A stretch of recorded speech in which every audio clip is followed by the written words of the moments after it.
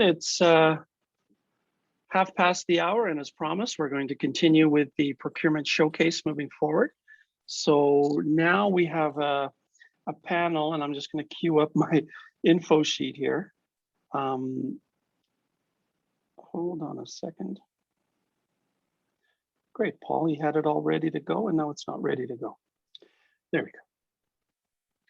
So as a reminder, the sessions are being recorded, and those recordings will be shared on the procurement webpage that you all found your the registration for the event. So you go to edo.ca, which is Cando's website, and along the top you'll see EDO tools, and you click that drag down or pull down menu, and you'll see procurement showcase.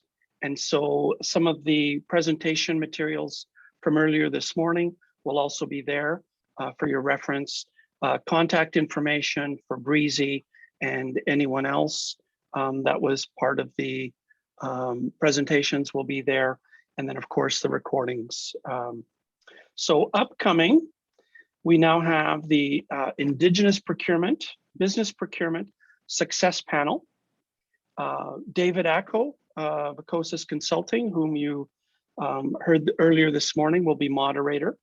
The panelists will be John Giraldez with Indigenous Services Canada, Cassandra Dorrington with CAMSC, the Canadian Aboriginal Minority Suppliers Council, Ray Wanuch with Cando, Julianne Wriston, Manager of Supply Chain Equity Diversity with Nutrient. David, are you ready to go? Sure. Thank you very much, Paul. And I'm very pleased to be here again. Procurement is something I'm very passionate about, not only just as an Indigenous business, but the wealth that it brings to communities and individuals. But doing business really changes, like whole societies.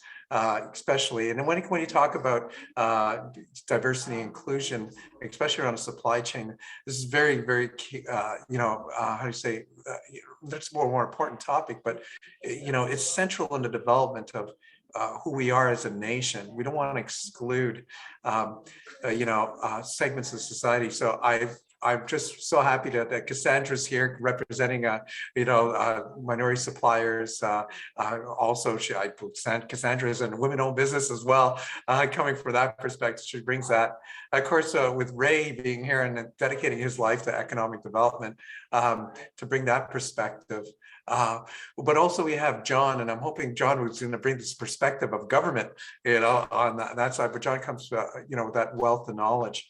And finally, we have, I'm losing my mind here, Julianne Wriston,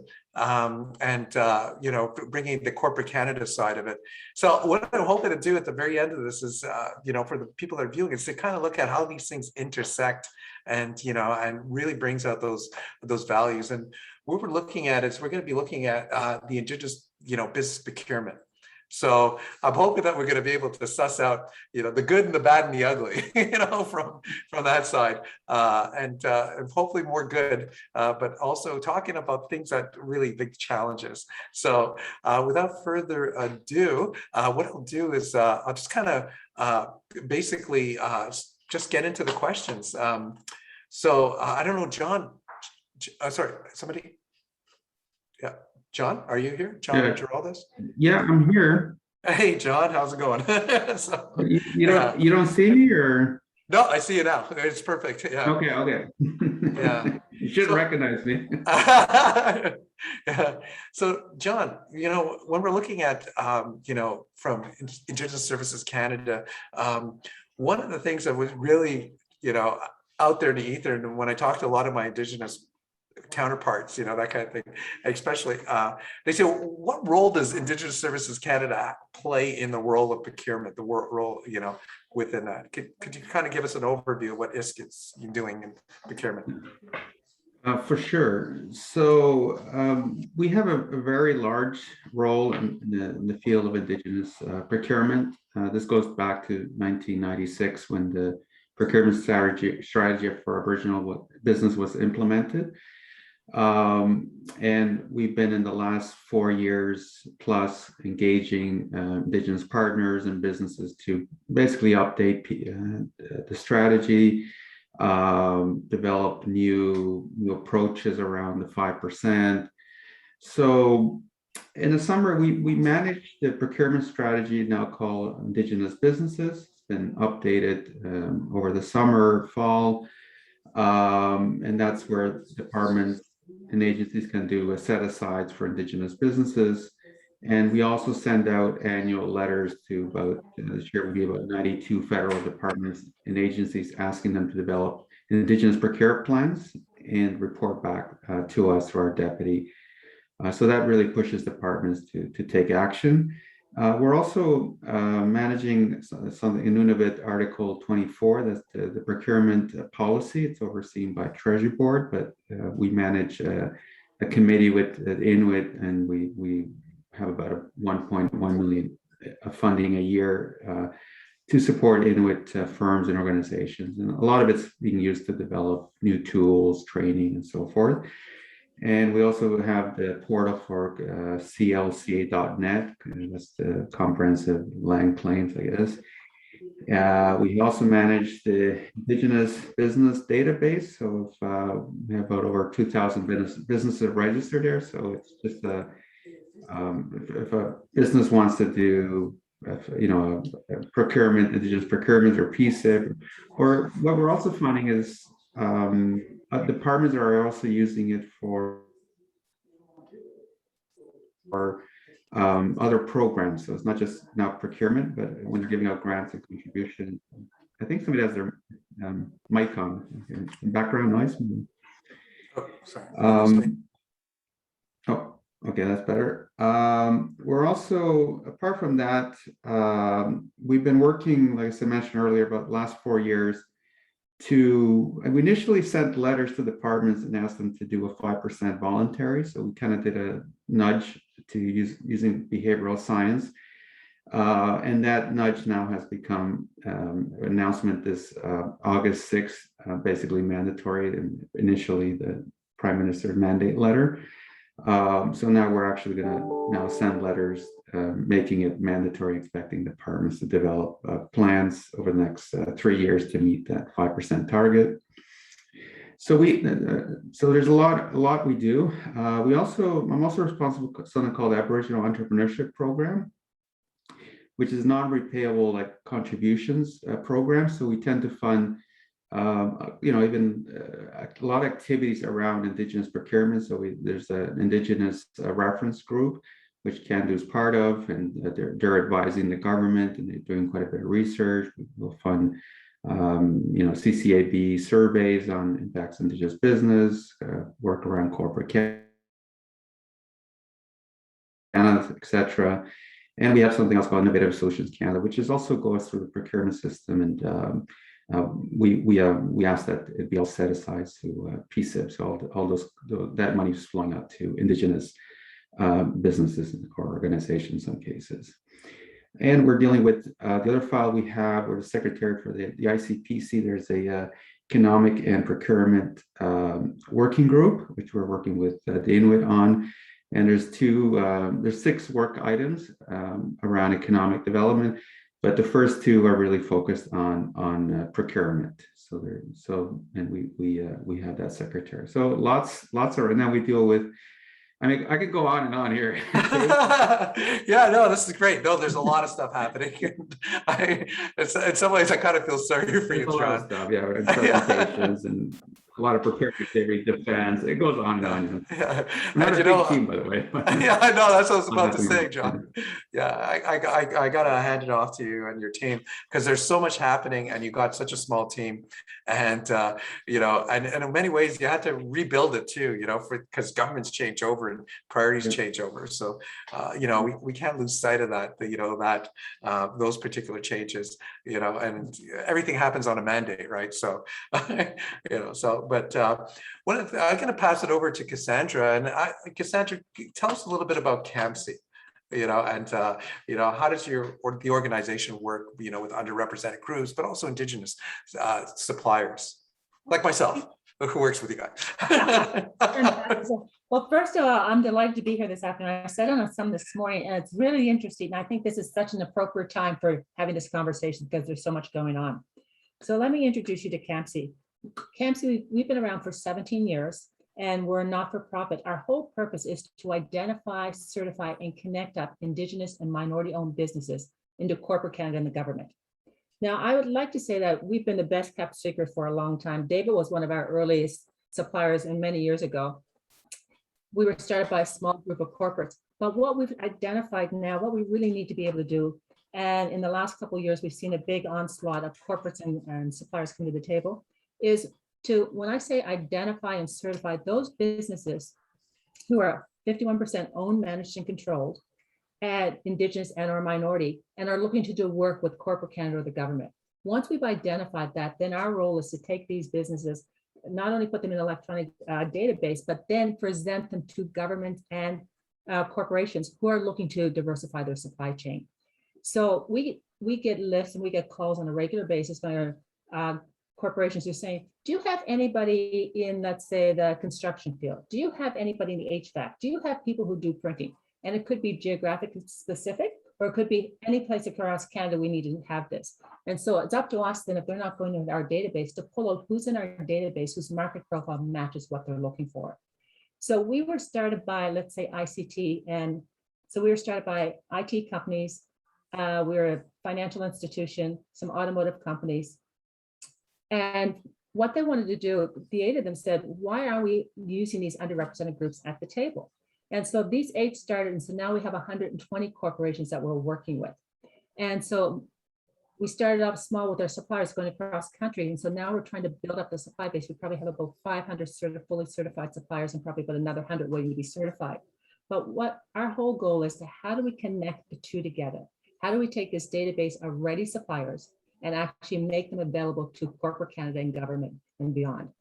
And so we always consider ourselves, when you get certified with CAMSC, it's like a market access tool. You now have the opportunity to open the door into an organization. We have organizations like, let's say, Ellis Don, the CBREs, Nutrien, Julianne, who's sitting here, CBC. These are organizations who come in and ask us particularly to say, we don't have the capacity to reach out and find these diverse suppliers, these Indigenous and minority suppliers, to ask the questions, are they owned, managed, and controlled? You do. If you can find them and connect them to us, then that enables us then to ask them to bid on some opportunities, get to know them better, see if they fit what we're looking for, and get them to bid on opportunities. So, David, I'll stop there. Yeah. Because I know you're going to go into more, so I'll stop there. So I just have a yeah, I don't see all the thunder. There's a lot of stuff happening there.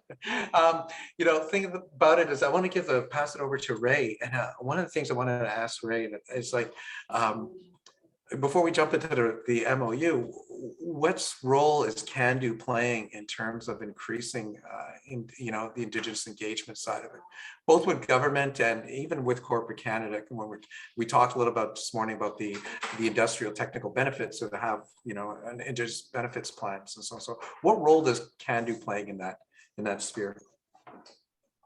Well, I think, as I mentioned earlier in my opening, we facilitate the process. We try and make things easier for our membership, which is primarily EDOs from coast to coast to coast, working in Indigenous community economic development.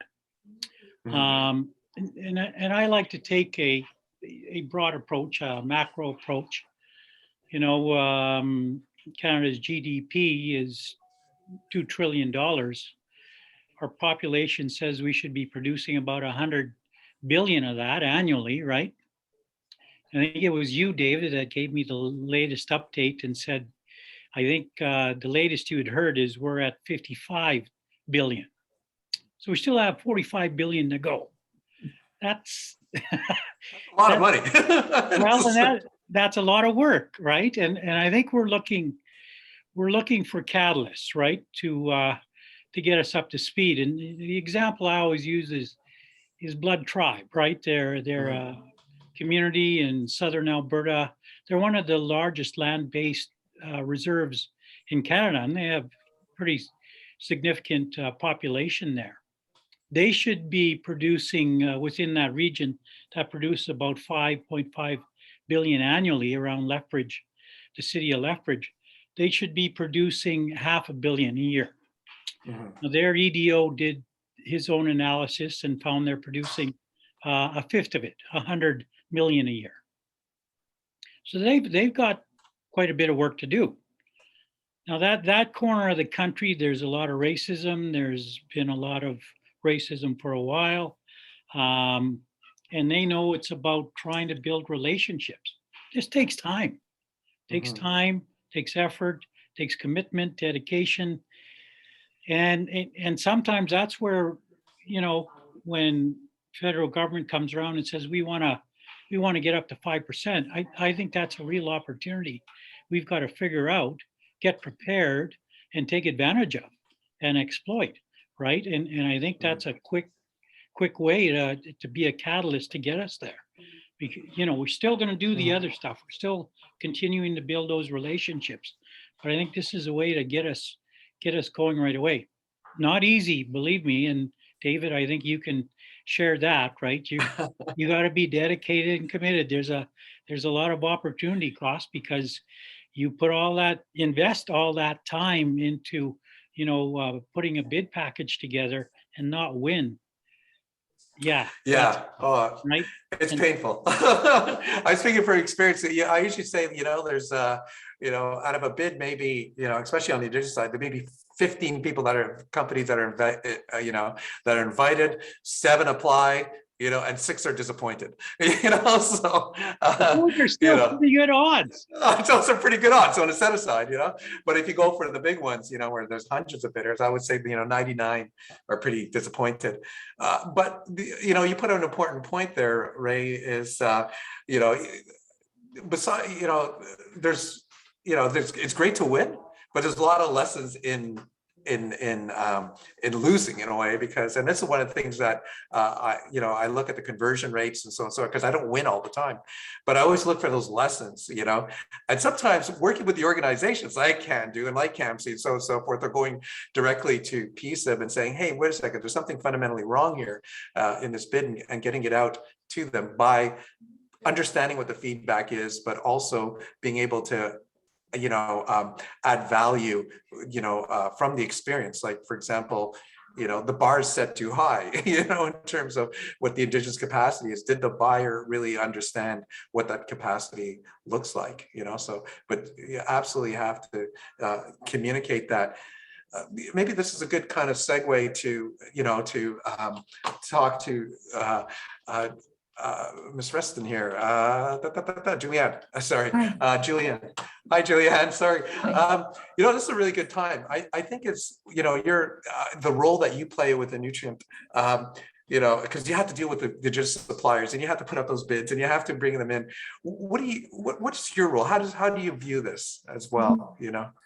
Yeah, and you know, it is a really interesting time in industry as well. And so, you know, I can definitely appreciate what the other panelists, you know, are speaking to, especially with Ray, and the notion around being a catalyst and building those relationships. And that's something that, you know, I think Nutrien has worked pretty hard to do.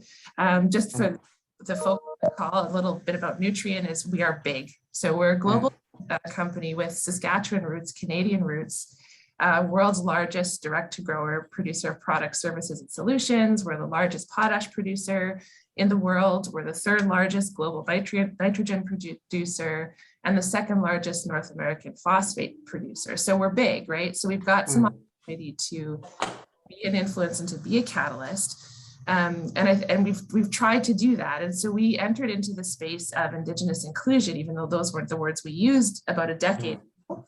And realized that we needed to be more than just good corporate citizens, but we needed to change the narrative and to talk about how we can engage in a way that opens the doors to Indigenous suppliers that haven't been open historically. And we had a lot of work to do internally to do that.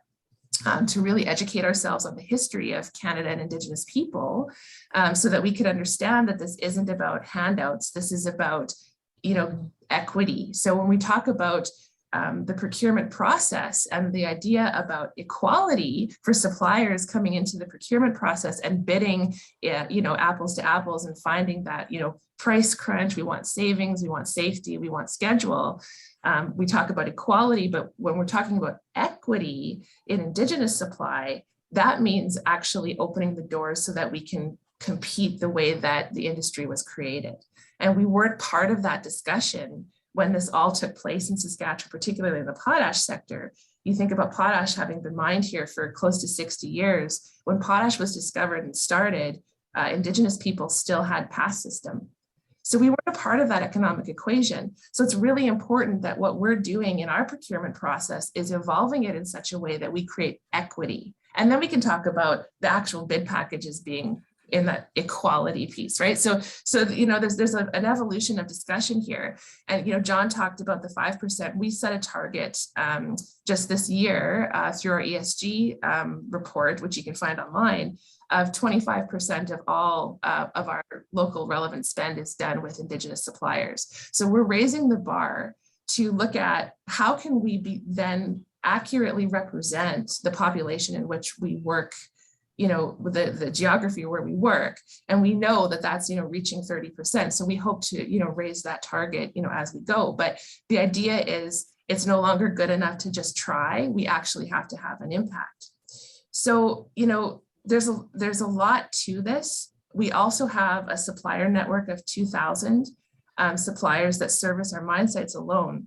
And we've asked them to join us on this journey. So then again, that exponential impact of having them join us and create their own Indigenous inclusion strategies allows us to have an even bigger impact throughout. So that's trying to identify proper hiring practices, making sure that our FTEs are up at that 15% or more. That's what we really like to see. We want to see the subcontract opportunities to Indigenous owned companies. That's important to us. So we really push for that. And the other goal that we've set through that ESG report is that 100% of all of our contracts going forward will be required to have those local Indigenous inclusion strategies. So you can't actually work for us unless you're in this space. So that's how we're looking at being a catalyst, at changing that narrative and starting to push pretty hard. So I'm really proud to be an Indigenous behind the scenes to do this. I come from working with community and working for community-owned development corporations. So the fact that industry has let me in behind the curtain and to actually play with the system is a pretty exciting place for me. So I get up pretty happy every day to do my job. Yeah, oh, I know what you mean. Yeah, you're absolutely right, Julianne, right? Sorry. Yeah, Julianne. You're absolutely right. When you bring in Indigenous people into the process, the language changes, the dynamics change, and being part of that catalyst change. And that's one of the things I'm very happy to be as a supplier or working with the organizations or working with my clients as well, is to really start shaping and changing that narrative, which kind of brings me a little bit of a good segue here, John, because I'm going to put you in a hot seat right now, is to say, government's always been the big catalyst for Indigenous people. What programs is government starting to target? Because we're moving from the 5%. We're seeing a push for, downward pressure, if you want to say, with corporate Canada to bring more Indigenous inclusion. Obviously, Nutrient has stepped up, for 25%. That's huge. When you look at it in terms of local impact. What programs is government kind of envisioning right now to bring more Indigenous inclusion on the supply chain? So, okay, you kind of froze on me a little bit there. So I hope. Oh, sorry. But so I mean, right now the push has been like the engagements, getting that 5%, and hopefully we'll communicate that shortly to departments, and they'll have to develop these plans that they will report back, and then that should hopefully generate more set-asides and more contracts going to Indigenous business. Now, being the federal government, we also been having some discussions work particularly through the CCAB with corporate Canada, or just basically non-Indigenous large firms, to see how we can also get them involved in the Indigenous supply chain. So the broader now. Now there's also Procurement Assistance Canada at PSPC, which also has been doing quite a bit of outreach and trying to get more business involved. And hopefully they'll, like you said earlier, it's 7 bid and only 1 is happy. So, but we can maybe look at how it could help those 6 businesses hopefully win contracts in the future. And in Nunavut, we've been, for Article 2, we actually have funds like that 1.1 million that are going to Inuit organizations, which they're reaching out to Inuit businesses and helping them create, compete and develop and train and capacity building. I hope that's what you were asking, David, unless no, that's exactly what I was asking. Yeah, because Okay. it is about capacity. And, one of the things that I think is probably the bigger challenge, especially with government, because I know for a fact that, when you put out these particular programs, these large programs, especially around ITBs, I think ITBs is going to be the big lever for government. Data becomes very important, because they come back and, they go back to government and they say, hey, you know what, I don't have enough data, to make this kind of commitment or so on and so forth. So they put a lot of upward pressure to change requirements or shape requirements. Like, what's government's response going to be like that? It's they're trying to put more downward pressure for Indigenous, for corporate Canada and be engaged. Or there's thoughts around that, or I don't want to put you on the spot, John. Okay. So there's a couple of things. So the other thing that's happening. Okay, I just go back to data. So we will data reporting. So the 5% is really going to push departments because there'll be annual reports in terms of how they'll be achieving progress towards the 5%. So that's a key element of this policy. And then corporate Canada, and then the other element is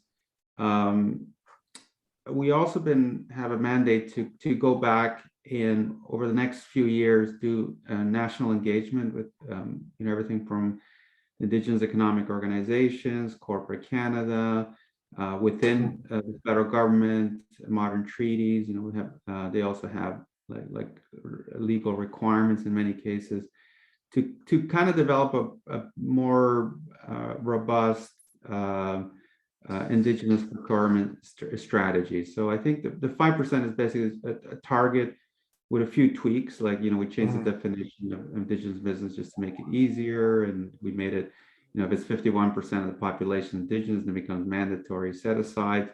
So we tighten a few things like that, but we still need to have a lot more dialogue and think broader and how to integrate all the different players into a more holistic approach to Indigenous procurement. Yeah, this is kind of really interesting because, in a mere fact, and just put out in the ether, I'm seeing a lot of movement with government to co-develop or co-create, in terms of working with the different organizations. Whether it would be with CCAB, CAMSC, Cando, to basically kind of look at it from holistic, which is, I think the dialogue has changed, Before, government used to kind of do their thing. Before, now it's more like, hey, we have to get these inputs from the organizations. Which I'm going to switch a little bit. Oh, sorry. Go ahead, please. Yeah, and just to expand on that. I mean, I think the ICPC process, we're going with the Inuit. I mean, I think that's a really good co-development process. And we just had a meeting this morning. We had ADMs across the government, DGs, a pretty strong representation for federal side. And then we also had the Inuit partners, and we have co-developed work plans, which were co-developed, and now the work is being co-done. We also have the Indigenous reference group, which has it's led by NACA, and CCAB is there, and AFN, and the Métis, and so forth. And then, we also had that, the COVID PP, you've been involved in that one, to support to try to approach the COVID type goods and services contracts to have Indigenous businesses win some of those contracts. And so we're moving towards, I think it's like I've been in this space about 4 years, and I see there's a change in attitude, even within the federal government. We went from quite a bit of resistance. I mean, when we first put out the voluntary 5%, it got quite a bit of flack. And now I think departments are coming along, and you can see a lot of willingness to really try to achieve targets and work with Indigenous partners. And you're also at the same time, the government's moving on social procurement. So they're also, there's a broader agenda for inclusion and so forth. Which it's perfect. I know that's a really important portion of it, where government and organizations and industry kind of work together to solve a common problem, because it's not the individual parts that's going to do that. It's actually the sum of everything, to move the needle. But, which kind of brings me to my question, this MOU that we're hearing about, between CAMSC and Cando, and taking a more of a cooperative approach in terms of looking at the 5%, but also looking at the work that Julianne's doing in terms of 25%. Like that's a big ask, So how does CAMSC and Cando plan to work together to move the procurement needle? And it's a question. I'll start with Ray. I'm sorry. I'll start ladies first. Go ahead, Cassandra. Okay. Well, I'm pretty excited, because what I think is because as I started off, I think the opportunity is now. We've seen such movement. And as you're hearing from everyone, there's a commitment level coming from corporate Canada. And I know I hear the government as well, but the government's a bigger engine to try to move around. But there's a commitment level to want to do something. So I actually have corporations coming saying, we're looking for Indigenous businesses. And so I'd love to be able to say that we have Indigenous business who are ready. So Ray and Paul said, we identified this handful. Together, we can get, depending on the industry sector, what they're doing, let's identify sort of complementary corporations, get them at the table. Let's design a plan over the next year and a half, whatever that looks like, that helps to develop and helps to pull the Indigenous business into their supply chain. Now, we know nothing happens instantly. And that's why I know the front end is going to be in development and building that relationship. But I think as we go through that, we have the opportunity over that run of the year to see where they place inside that supply chain, to see how we can get that, because it always starts with one contract, one relationship, one contract, and to build on that. And so whether that ends up with this business is growing, or whether that ends up a consortium of them together, or then match with somebody else, because I think the opportunity comes with one, their knowledge base, two, the relationship, and then three, who we can connect them to, because the supply chain continues to grow. These corporations will bring to the table who are looking for specifics. As we get successes out of this, success begets success. There'll be others coming to the table. So I mean, I have an aerospace company saying, we'd like to identify if there's a core group. We'd like to be able to say, once we have some of these and we're starting to build successes, we have a model that works on an ongoing basis. Ray, what about from your perspective? Well, yeah, again, we mentioned odds earlier, right? It's early days, there's not a lot of Indigenous suppliers yet competing against one another. And certainly we want that to happen. And we want to give them as many options as possible, whether it be federal government procurement, whether it be municipal procurement or provincial, territorial, and industry, corporate procurement, right? As Julianne mentioned. So we want to have all those options. And what we're doing with CAMSC is starting small.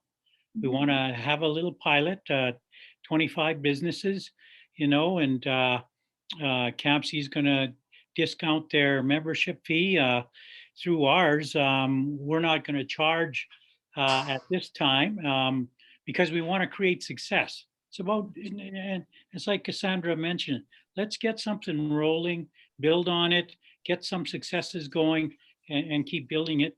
And you create that critical mass, and then I think we can start, really charging for some stuff. But I think Indigenous suppliers have to gain that success first and get that exposure, and then I think there's going to be justification for being members of our organizations.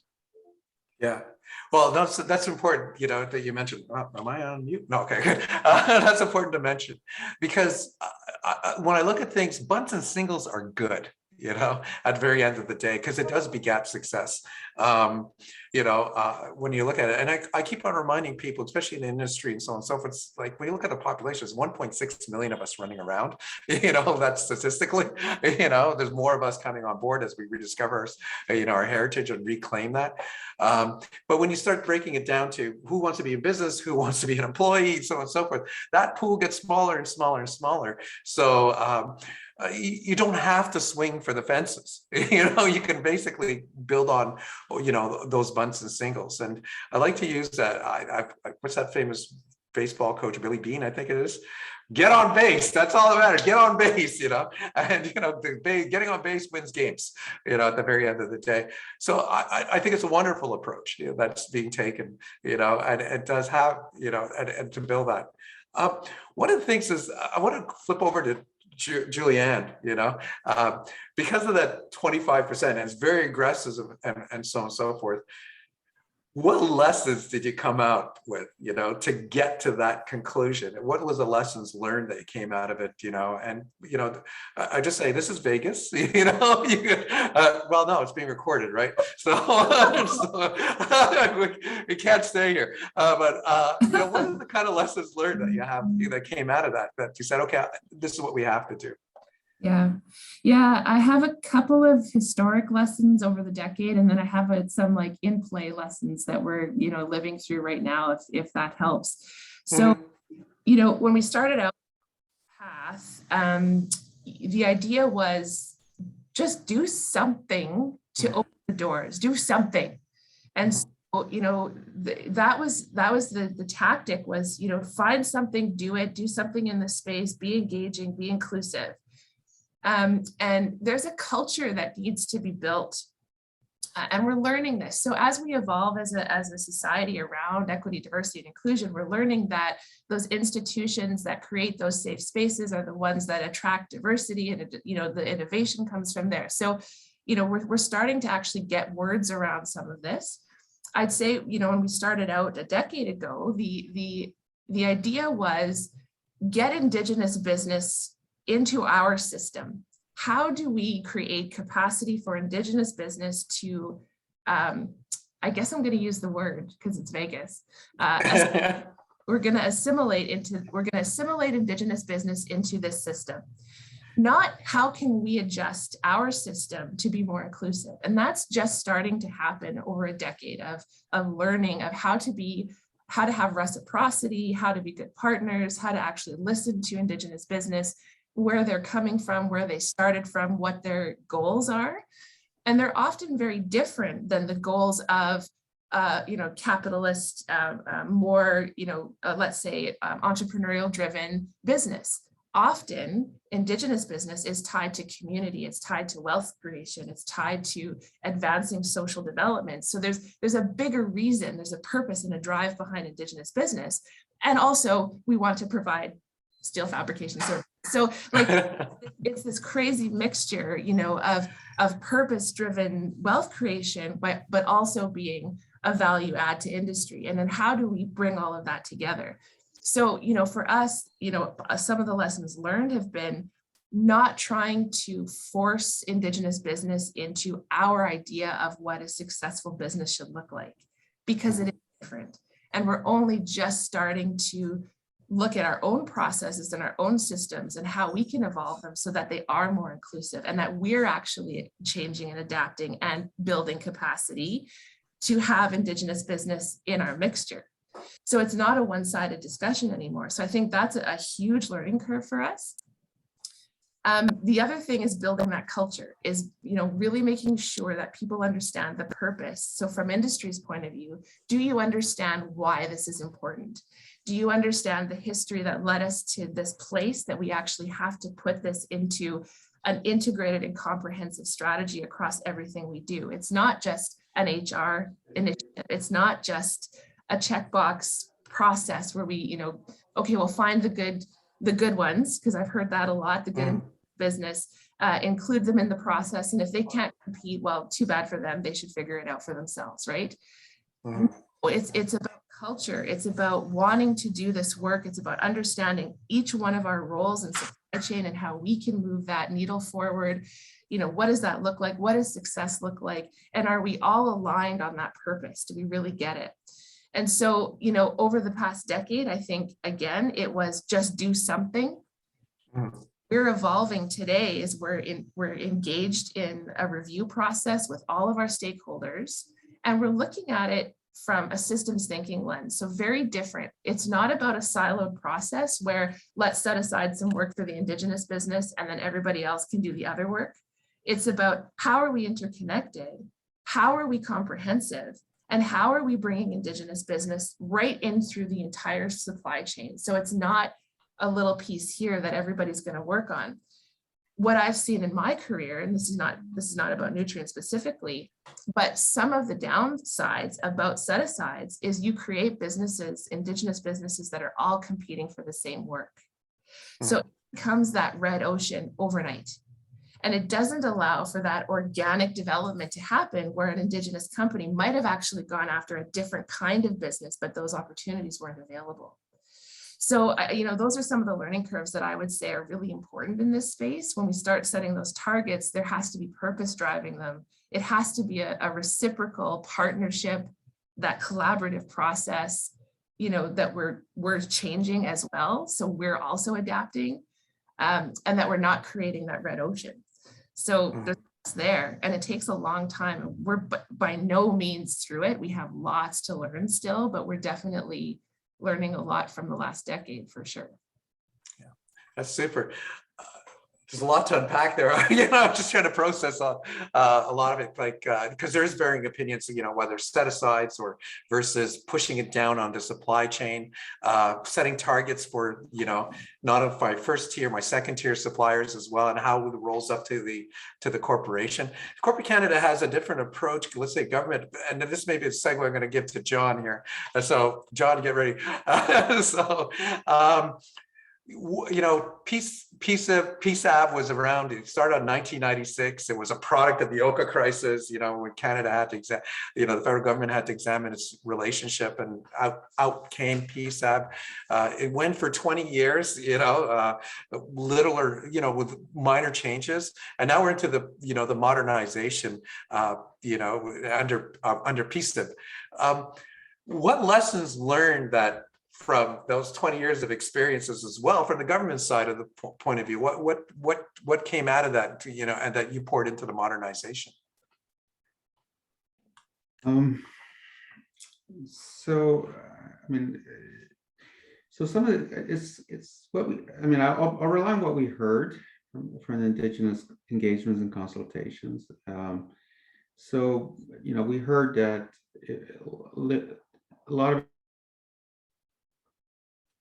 it requires this Indigenous leadership around procurement, a need to co-develop, work together. Also, we're hearing, like, you know, if we can devolve a lot of activities to Indigenous partners or leaders. I mean, we're also hearing the federal procurement system is very, very complicated to navigate. And challenging, so it might be creating barriers to entry. You know, some of the things we heard were, you know, simplify the definition. So we've done some of that. Set mandatory targets. So we've done that. Reporting becoming a requirement for departments to do it annually. But we're still hearing, you know, like we're hearing about would like to have more negotiated contracts. We're hearing about potentially expanding Article 24 to other areas. Discussion about supply nation, moving our directory, Indigenous business out to the public, to an Indigenous-led organization.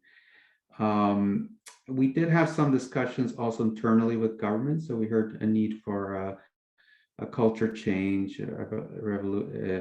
so we know we're designing training, capacity building, so that will be happening. And then I think, you know, like these changes, I are not in themselves necessarily transformative, like they're an evolution, you know, setting a target, making it mandatory or mandatory reporting. You know, you kind of, I mean, I looked at the materials from in 96 it was being developed, and those were things that they were already talking about at that time, right? So at that point they decided not to go with it, but so we're took 20 plus years to implement that. So, but at least it's there, and we're seeing a push.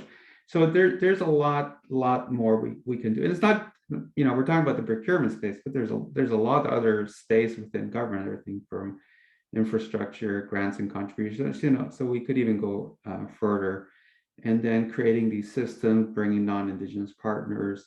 So I think it requires, like, yeah, that holistic, collaborative working together, building up the Indigenous business capacity. And I just want to take this opportunity to say one comment that I think Julianne mentioned was that these are not handout, right? Like the business actually have to meet the technical and price requirements and then deliver the goods and services. And what we're hoping is ideally through time, these businesses can then just compete for regular contracts, right? And we see a lot of businesses that are not, who are Indigenous, who are winning a lot of regular contracts and not the set-asides, right? And hope then they can compete for provincial contracts or private sector contracts, right? So I think that builds some solid business. So I think that's one lesson, you know, just trying to get building the business capacity from the ground up and getting them to grow and potentially scale up. Super. No, that's very important, because I was just listening to you, John, and I was thinking about when I started, actually my first business that I actually won was in corporate Canada, and it was, really targeted CSR spend. That's what they used to call it back in the day. But it took me 3 years to get to be able to do business with government, because they needed all that experience. So, and for an Indigenous business or any business, that first year is always the most critical year. You're trying to feed the family, you're trying to get that, you're trying to get your first employee, you're trying to deliver your first deliverables. So, that becomes, the culture needed to change, in terms of where we're at today, especially around reconciliation. Sorry, go ahead, John. You're saying something? So yeah, you're right. Sometimes, and also the Indigenous business also working with non-Indigenous, so sometimes through subcontracts and building up that expertise. And the other item too, we didn't talk about, is the Indigenous benefit plans that. Oh, yes, right. Yes. So that will hopefully generate benefits too for Indigenous people. Yeah. Can you elaborate on the Indigenous benefits plan there, John, for a moment? Yeah. So a lot of the contracts, like if you look at the Nunavut directive, they require, or part of it would be some kind of Indigenous benefits. So it might be to provide training for Indigenous people to work on the project, or it could be funds for the community, etc. So there's a whole bunch of activities. So it's often a way to bring in benefits to the communities, or jobs, or training, or business development for Indigenous people. So that becomes part of the contract. And then you probably know this better than I do.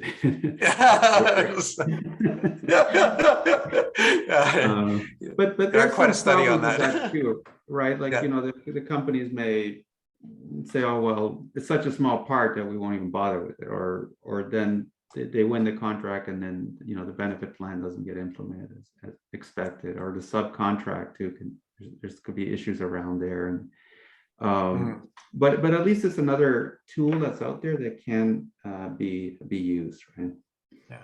Well, I think the big takeaway is what Julianne said. You just do, at the very end of the day. I always, the Martian, the guy said, if you want to survive, you just do, you just make that first step, and you make the next step, and the next step, and the next step as you go through it. It's an evolving story. And I think that's the important part, even though it's not perfect. At the end of the day, is what is the art of the possible. And I think this is the basic world that we're working in when you think about it. Which kind of brings, and I'm going to go back to Cassandra and I'm going to go back to Ray on that, because it's an important part of it, because it's not a handout. They still have to compete. They still have to, qualify. They still have to, deliver, and so on and so forth. What is the role of the JV, the joint venture, in this, in terms of the building capacity? And I'll throw that over to Cassandra, and then I'll look at Ray's point of view from a community, but also from the Indigenous supplier point of view. So Cassandra, you got the first kick of the can. What is the role of the JV in this process? In my mind, the role of the JV is to bring the strengths of both together to make sure we are benefiting the right groups, right? So therefore, the strength of CAMSC is our corporate connections. The strength of Cando would be sort of the access to a number of Indigenous suppliers. We want to make sure we bring both of those together, but at the same time, eliminate barriers. So as we work through the program, we know there's still barriers in the procurement system. We know there's still obstacles. What we're trying to do is, through our working together, eliminate and get the obstacles out of the way, so we then allow the Indigenous businesses to be able to bid on those. Because there's no question, we're stocking the quality, cost, all those things have to be there. But we want to make sure we've eliminated all the other noise. So you don't have to be national perspective to bid on an opportunity, that we do have something in geographic that does fit the model of what you bring to the table. And I think it's important from the corporate perspective that they have that particular view of what they're trying to achieve, that they're not looking for the next national Indigenous supplier who can cover from coast to coast to coast, and they're going to come out of this. That they are saying, we're looking to build our supply base, our diverse supply base. We're looking to include Indigenous who can perform in these particular areas. We have a couple that we know that can get larger, but let's invite them in. Let's help them to grow from this. Let's develop their capacity. Then therefore it goes from this contract to this contract. And or I work alongside this other corporation. They're always asking me, do you have someone who does that? Then I can actually go from A to B. Because when I think about people like Accenture like to take their good suppliers, and they actually use them for their tier ones and say, hey guys, you should be using these guys as well. That's what I'd like to see that come of that we're building capacity. We're setting the ground for the relationship. We're changing the view of what they're seeing. So they're actually able to build on a step-by-step basis. The journey continues so that at the end of this, yes, they're now prepared to actually bid on some things on their own, and not just with these corporations, but with others who might be at the table say, oh, I didn't get a chance to be there. I want to be able to say, I have this opportunity. That's what we'd like to put in place. Sweet. So just I use acronyms a lot, and I get to slap my hand for that. I'm talking about joint ventures, by the way, JVs. So I'll take that. Ray, what's your view on in terms of what the joint ventures bring to both the community, but also the EDO, and also for the for the Indigenous suppliers that you're working with? You got 500 in your database, so that you're responding to. Well, yeah, first and foremost brings opportunity, but going back to your analogy on the Martian and just do, I mean, yeah, there's excitement. Well, and in that case was about survival, right? But you got to be strategic. You got to be coordinated. You got to be organized. You got to do your homework, which he did, right? Obviously, otherwise he'd be dead. That's what we got to do, right? With our EDOs and our membership at Cando, we have to do the homework. We've got to look at our inventory, employees, what do they come with, what skill sets, equipment, to take on some of these contracts. So we've got to prepare, right? And then where we find gaps, we have to find a way to fill them in. So it's a very coordinated, organized, strategic proposition that we're up against. But like you say, I think it's going to be a federated approach, and we're a national organization, same with CAMSC. So we all come together and try and figure this out again for our survival. Mm-hmm. Julianne, look at take the corporate perspective, do joint ventures bring that kind of value and say, hey, listen, I've answered the mail, with the business, especially when it comes to health and safety. You're in mining, right? So the first thing is health and safety, and then, and all the rest of the things that come across. Can Indigenous joint ventures working with your supply chain be a vehicle to, to close the gap, the capacity gap? Yeah, good question. And I'd say my answer is it's a bit of a mixed bag, David. So it depends. you know, the partners in those joint ventures have to be super aligned. And, you know, I've seen it go two ways. I've seen it go extremely well, where it is a foot in the door and it does develop capacity. And then the partners often, you know, end up kind of parting ways in a good way. And, you know, everybody's kind of doing their thing. I've also seen it go the other way, where the relationship doesn't work and the expectations aren't aligned. And, you know, it can end pretty badly. So, you know, I would say it's about relationships for sure. And the structure of the JV inside of our procurement process can be confusing as well. So what we struggle with sometimes with industry is, how do you evaluate bids with a joint venture as an ownership component? Because there's a lot of complexity to that. So there's the ownership piece, 51% owned, perhaps less, but then there's the dividend piece, there's the employment piece.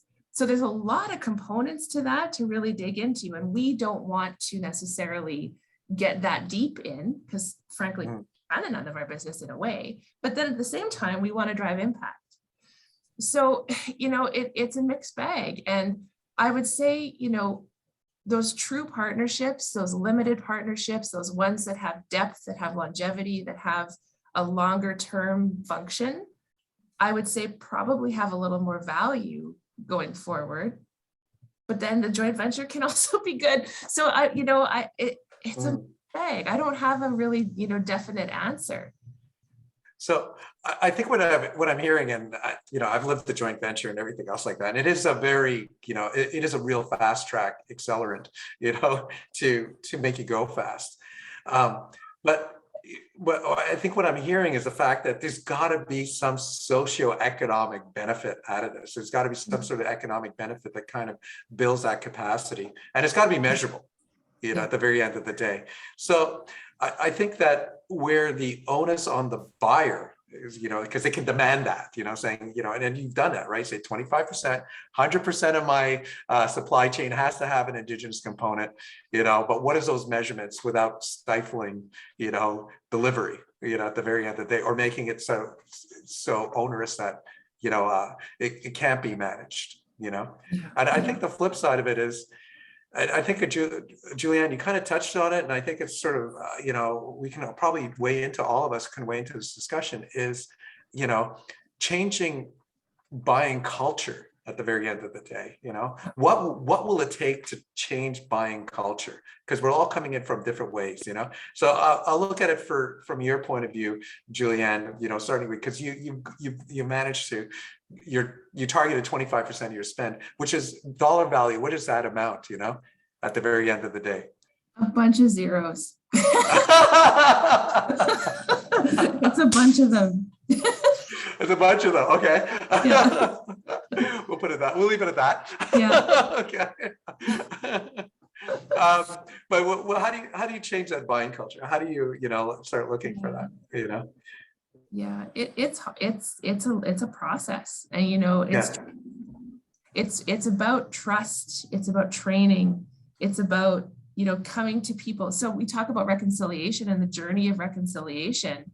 Yeah, this is the same kind of journey where we've got to get those people that are the decision makers, the buyers, to acknowledge where they are in that journey, and then how they can, you know, think about their role in this differently. And so it takes a lot. It takes a lot of trust, and it takes a lot of work on an individual basis with people. And, you know, again, we've had a decade of this, and I can say that, you know, our potash business unit has definitely created a culture around this. Everybody understands this is important and that should be there, even if they don't necessarily understand the how part. So, you know, it's those baby steps. It's that providing appropriate training and development for the decision makers. It's got to be a leadership driven thing. Leadership has to implore. You know, we're moving in the direction of setting KPIs for our own teams. So, you know, we get incentives to find savings, we get incentives to create safety, to create schedule. We also need to incentivize inclusion. And so that's a step that we're taking also in the supply chain to build on that culture. The other piece to this, I think, was for us was really important was we placed Indigenous knowledge, Indigenous people in those authority positions to help us build and move the strategy in the first place. So, you know, it's really important that you have that voice, that ways of knowing and being and doing integrated into the decision-making and into the planning process so that it's not assumption, it's not best guess, it's not we're here to help. It's an entirely different perspective. And it does help create that culture because there's someone there that's of knowledge that can actually be turned to and say, okay, I don't understand why, or can you help me, or do you have a tool? It's an ongoing process for sure, and it's got to be comprehensive. It's not a one-off. It's not a check. I'll say that probably until I'm blue. No, it's a good segue because I'm gonna go back to John and because John, I remember when reconciliation wasn't really as so the lights were kind of dim, that kind of thing. But then reconciliation became very important for government. Trudeau said, I want a nation-to-nation relationship. Reconciliation is, I put out the mandate letters and so on and so forth. Is that what it took to get more engagement? Or, this was something that was already happening along the buying side of it, with the government buyers at the very end of the day? What's your perspective on that? I think it needs a leadership from top. I think it needs to be persistent. Like it's not something you just change overnight. I mean, we're talking about culture change across, the government's huge, right? There's so many different departments, agencies spread across the whole country. I mean, we did do some design thinking workshops, and we did conclude there was a need for culture change. Then I think the question that becomes, how do you change culture, right? And so that those elements of leadership, persistence, I know we'll use training. I think it needs some experiential type of element to it too. Some, having interaction between Indigenous and non-Indigenous people. Until I entered the space, I all my life in Canada, I had very little, if any, interaction with Indigenous people, right? So. I think it's just going to take time and persistence, but I am seeing, like, just in the recent years, a change in attitude towards, at least in the procurement space, and a lot more openness and excitement to work with Indigenous business and organizations. I think there still remains a bit of like government's very close, right? So public servants are always nervous to go out in the public and have this co-development, co-engagement, co-management, right? So that's relatively not part of their normal culture, especially in procurement, right? Where everything is very close. People bid on contracts, and you have to be careful what you say and so forth. And I used to run before coming to this, a behavioral science team. So some of the projects we did is how do you do this broad organizational culture change, and this is like, how do you do it across a whole government, right? So the conclusion I came was it takes time, and it needs training, experiential, and leadership, and I think we can succeed. I think people can change the way they think. Super. No, I can turn around and get a test for it, because being on corporate Canada side as an Indigenous supplier and so on and so forth, I have seen the changes, that kind of thing, and I'm very, I say energized by that. What I'm seeing is sort of like that reconciliation train has kind of left the station. I remember during the election, Aaron O'Toole doubled down on reconciliation. So that was very interesting. It was part of Indigenous relations was part of the all the platforms How they're doing it is sort of still a very murky crystal balling kind of way, but the fact that it was on the agenda was very impressive on the last election, I could say. But I want to look at it from the community point of view, because there's two sides of the coin, right? There's the buyer side of the coin, you know, from government and from the corporate side. About what about the change management that needs to happen with suppliers, you know? Cassandra, what's your thought about that, you know, to close the gap? Well, the thing is, I like what Julianne said, and I heard John saying, because change has to happen all the way around. On the corporate side, we need to champion at the top changing it. We need to change processes. We need to change rules. We need to change what we're measuring. But on the supplier side as well, we want to make sure you come in with the expectations that we're not trying to assimilate you. We're trying to say, what's your strength? Where do we find the niche inside the supply chain? How do we make that work? So if at the top of the corporate chain, we've got, you know, how Trudeau said, you know, this will be, if a CEO says this will be, then all of a sudden players start to say, okay, how do we make this work? So you definitely need a champion. And so once the champion's in there, we need to have some different rules, because it doesn't work within the same, if you got the same PlayStation, everything's going on, nothing's going to change. The rules and the players have to change. So when the suppliers come to the table, no longer do we want the suppliers to say, you got to fit in. We want them coming from their perspective, because what we're looking for is them to bring the strength to the table. But we still have to be able to manage it, because it's not what, just because you're a diverse supplier, they're inviting you in and you're going to win the bid, you're going to do this. Manage the expectation. It's still the quality, is still what you're bringing to the table. But let's make sure that there's a reciprocal interaction that's going on. They're learning from you the same as you're learning from them. I remember years ago, RBC put a mentorship program, and they called it a reciprocal mentorship program, because he said, we're trying to make suppliers fit into our round holes, square pegs. That's not working. We need to make sure we have an understanding. That's when we start talking about how do we eliminate some of the barriers on the corporate side, so the suppliers now come and they're better able to actually have that discussion, able to bid on the contracts. So we need the suppliers to be ready, toolkits ready with everything, but still be strong in what they bring to the table. That's interesting. Just to tell you a little story, when I was mentored by Accenture, you know, back in that, it was really interesting because they were trying to make me fit into this round hole and everything else, like, which I understood. But what was really interesting was the information they're getting from me, you know, in terms of about Indigenous suppliers, and that kind of built a whole relationship that still is going to this day. In terms of that, I call that osmosis learning, you know, in a way. Things are flowing both ways, you know, that kind of thing. So that's the value, I think, of this interaction. Ray, what about from your perspective? You know, what's a change management that's needed within communities or within suppliers, Indigenous suppliers, you know, or organizations? Well, yeah, I think at the community level, we've heard it a lot.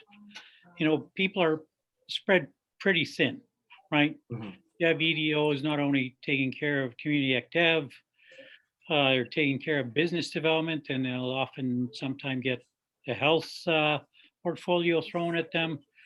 So yeah, I think that's where I come back to the strategic coordinated approach on many levels. That, you know, there's organizations such as ours that can assist, that can form a network, bring them in, have them speak to their peer group and find out what they're doing, what works, bring it back.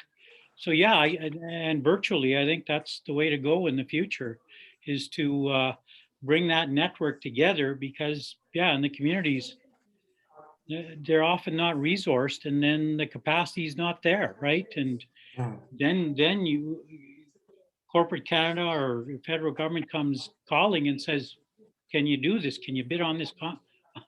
They don't know where to begin. So I think that's where we have to come together and figure that out. Yeah. Yeah, I think a good example of that was the FIT program, the feed-in tariff, because that RFP went out, and I think no one bidded on it, you know, at the very end of the day. You know, so there was that kind of missing dialogue in terms of what, even though I think there's 3,000 Indigenous clean energy companies that are out there. for the loss of that was a good case study of I think or it should be examined what went wrong. How come no one bid on it? At that particular point, was the bid written properly? Was it did the outreach happen? So yeah, to your point, Ray, I think that these things are opportunities lost, but also lots of lessons learned for the next one. Because there's a lot of like John, you pointed out, you got the National Shipbuilding Program, you got infrastructure, you got FACT, the Future Aircrew Training program. Even when I talk to Julianne's, they're trying to expand it and push that, increase those zeros, on the Indigenous spend side. So there's a lot of lessons learned that I think these could be cross-pollinated, because at the end of the day, it's going to be about community. And everything's going to feed into the community at the very end of the day, either through, business that's pouring into the communities and rattling around and creating new opportunities. So, we have to take those lessons to heart,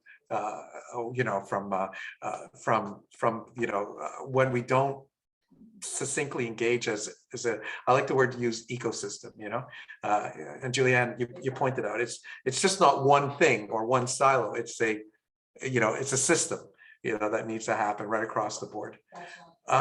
So which kind of brings me to another question. Sorry, David, Sorry. do you mind if can I just, sure, go ahead. Absolutely. The community side, because I grew up on the community side in my career, and that was really what sparked my interest and my passion for getting into industry, getting into supply chain, because I'm trying to create a supplier that was servicing the uranium sector in northern Saskatchewan. And when we talk about the question that you asked about what can community do, I just have to say it's nation building 101, right? It's that if you know about the Harvard Project, if you know about Native Nations Institute and nation building, community, please look at it. Please look at what that is, and that separation of business and politics, and that creating those capable institutions, and really knowing what you want from your business.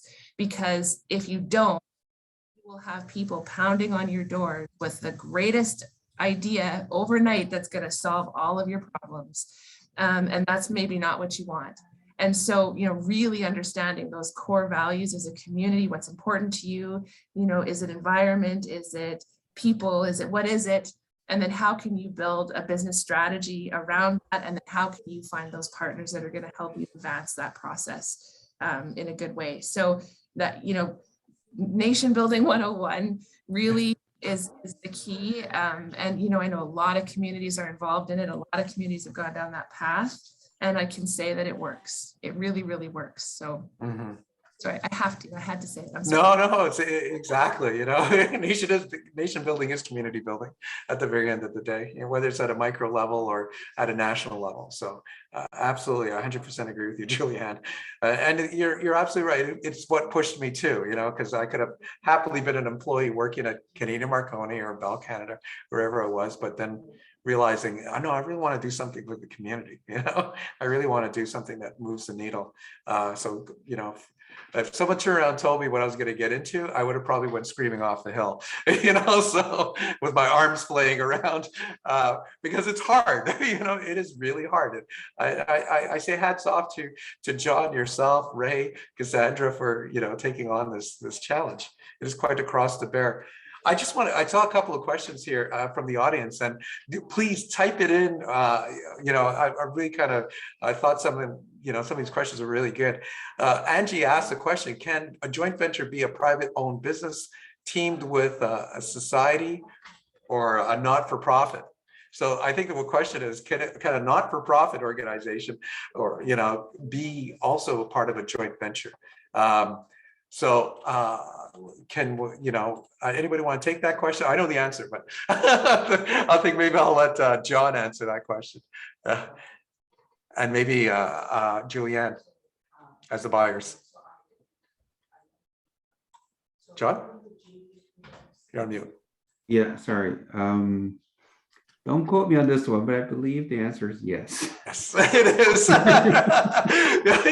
Yeah, you got it.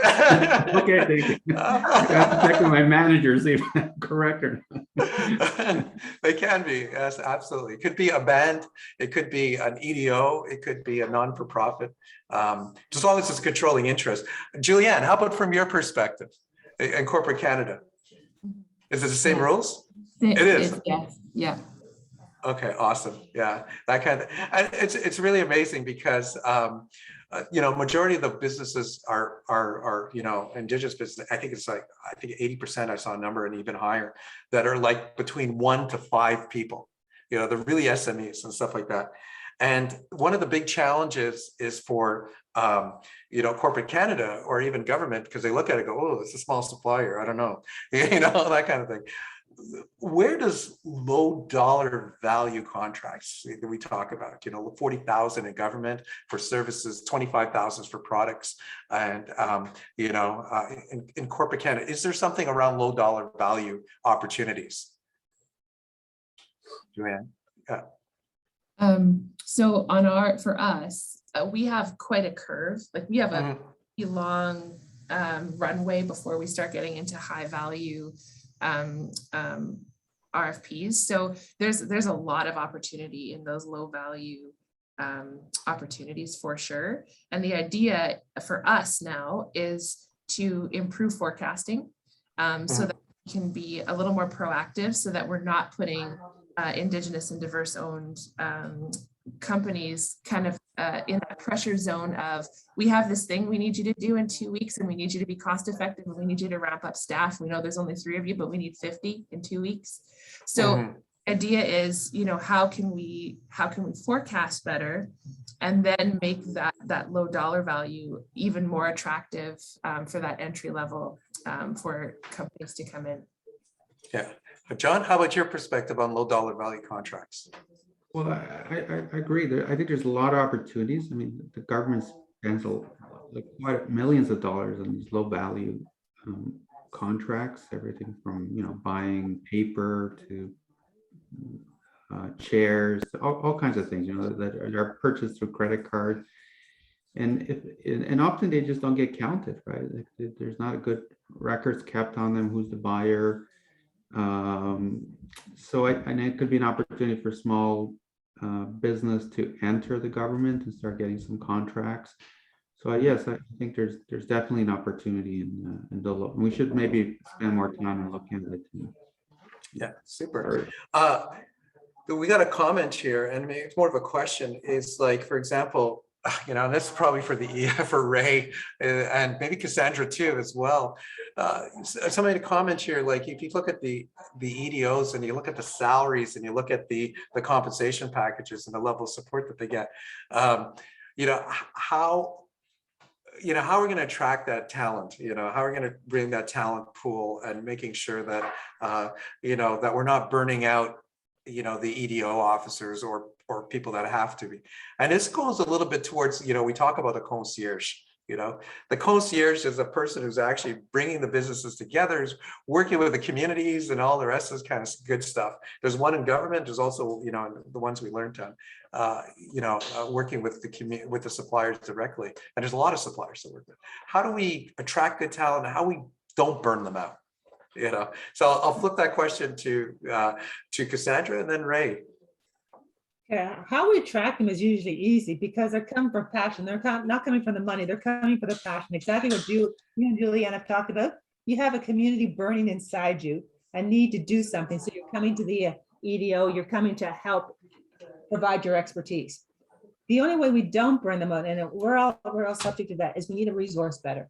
Because what happens is the floodgates open, and their passion, their energy to try to do things. There's just too many things, and we have too many gaps we're trying to bridge at the same time.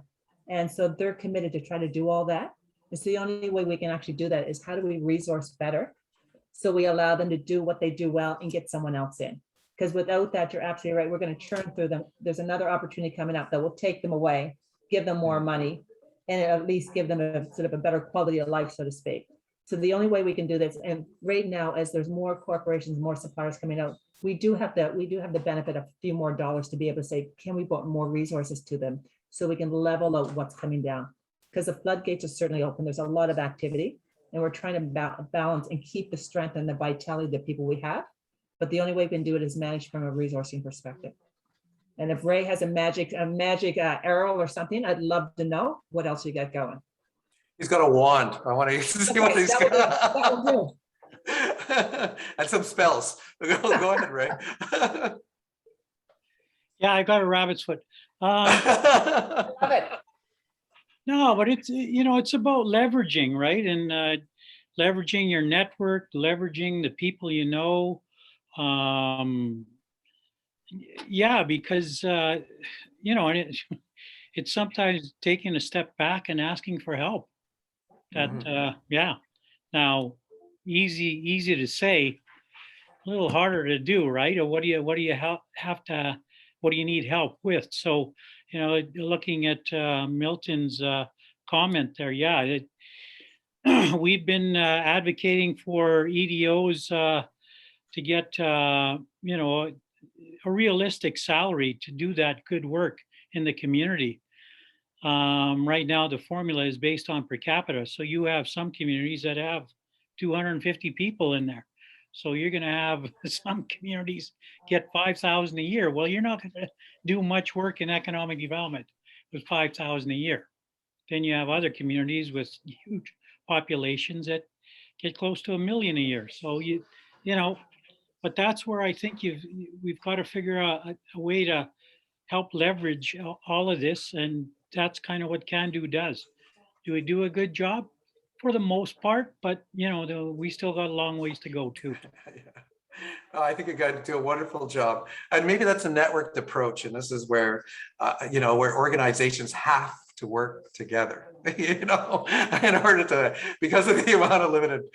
This is, and I'll spare no bones. It's a challenge within our own communities, that we have to work together. And this is something that I think is part of the change management exercise of people working. It's going to make it easier for government. It's going to make it easier for corporate Canada. It's also going to make it easier for the Indigenous suppliers, because at the end of the day, we have to center ourselves around the suppliers.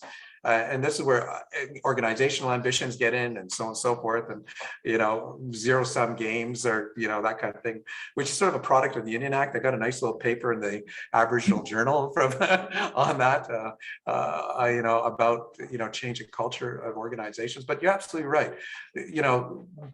Burning people out is not going to solve the problem, by dumping and dumping and dumping. But maybe a networked ecosystem or a systemic approach, or a systems approach, as Julianne had put it, is maybe some of the ways of sharing resources, sharing outcomes. Bentley had a good question. Yeah, sorry, go ahead, Julianne. Sorry, again, I'm sorry that I'm you, but I could talk about this for the next week. What I think Milton raises a good point too, about the haves and the have-nots when we talk about communities that are at the line to engage in procurement, communities that aren't at the line to engage in procurement.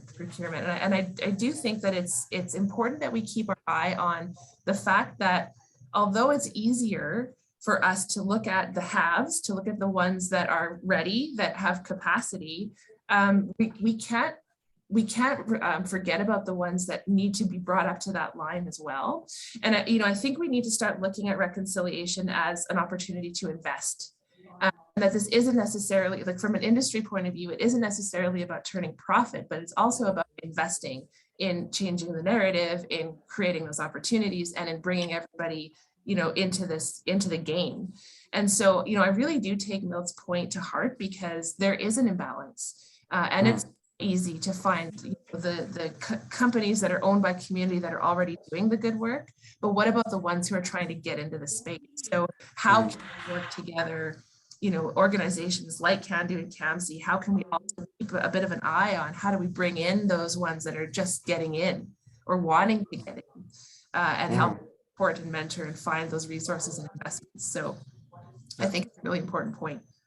Yeah, no, you can't ignore that between the haves and have-nots, and Milton, thanks for bringing that up, actually. So one of the things is language and culture, and I think Bentley brought up this question. I have what role does language and culture play? I'll just throw that out to the panelists, who wants to take a stab at that, in terms of. Well, I would say we're trying to have people bring their authentic self to the table. Language and culture, That's when we get away from this whole world of assimilation, that I want my corporates to recognize who they're doing business with. One, language and contracts and everything has to be simplified so people understand. It has to be something that we're opening it up to people have a better understanding what's there, but I want them to actually understand the culture of who they're doing business with, the language of what that looks like. That's what the whole supplier diversity role is all about, and not sort of this Eurocentric model come in and fit in here. That's not working. That's what we've started out with the past, and that's why we didn't see a big uptake on that. And that's why as they're coming now, they're coming with a better understanding, or at least a worldview that they want to have a better understanding who they're doing business with and what that looks like, and how they modify their system so it's better, as I said earlier, for more from a reciprocal perspective. So I think it's vitally important what you're talking about, that, Mike, vitally important. Yeah, I'm going to take one from Laura, and then I'm going to wrap it up because we're getting up to time. But feel free to send your questions if I didn't answer them, or feel free to send them over to Paul or someone I can do.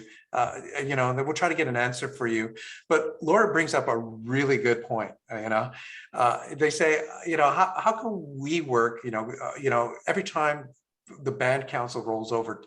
Every second year, EDOs roll over with that, because how do we, you know, get continuity, you know, especially these generational programs that could take 20 years to go through, or, you know, our corporate Canada looking for suppliers, you know, continuity as well. You know, what, especially if you're going to start saying, well, you know, a nonprofit could be part of the supply chain. Ray, do you want to take a shot at that? Looking at that from your perspective? Yeah, Julianne mentioned nation building earlier, right? Where you now, I don't know if I believe you can ever really separate out politics from business. I think it's always going to be there, but I think how you manage it, strategize around it, organize and that kind of thing. I think then you can manage it and then measure it. But you have to set up, like you said, the ecosystem. So for business, yeah, you probably want to set up a business arm where maybe the EDO is part of that. And I know some communities do, and there's really no cookie cutter approach of this. Each community develops their own way, has their own flavor. But that's one of the mainstays, is trying to separate out your business. So there is some continuity with that, you know, and you have your board of directors that hopefully will have some business acumen in their background, in their history to bring to the table, right? So then when elections happen and you get a new council and they want new administration, it doesn't really affect what goes on with the business side. And the business side can create profit and to bring in for social programming. So yeah, that's how I'd answer that. Super. So I'm just going to give it like a 30 seconds. What is the big takeaway that you would recommend for the Indigenous businesses, the EDOs here that are, you know, in the audience? So Julianne, what would be the big takeaway you want people to understand? Oh gosh, big takeaway for the EDOs on the call. I think, you know, what I see happening is stay connected to the indigeneity of what you're trying to do with your business, and don't morph too much away from it, because it's hard to keep it sustainable. And that only helps us in industry to make room for it. So if you're not wholesale changing yourself, then we have to acknowledge that you have value and that we have to make room for you. So I think that would be my big takeaway for today. John, how about yourself?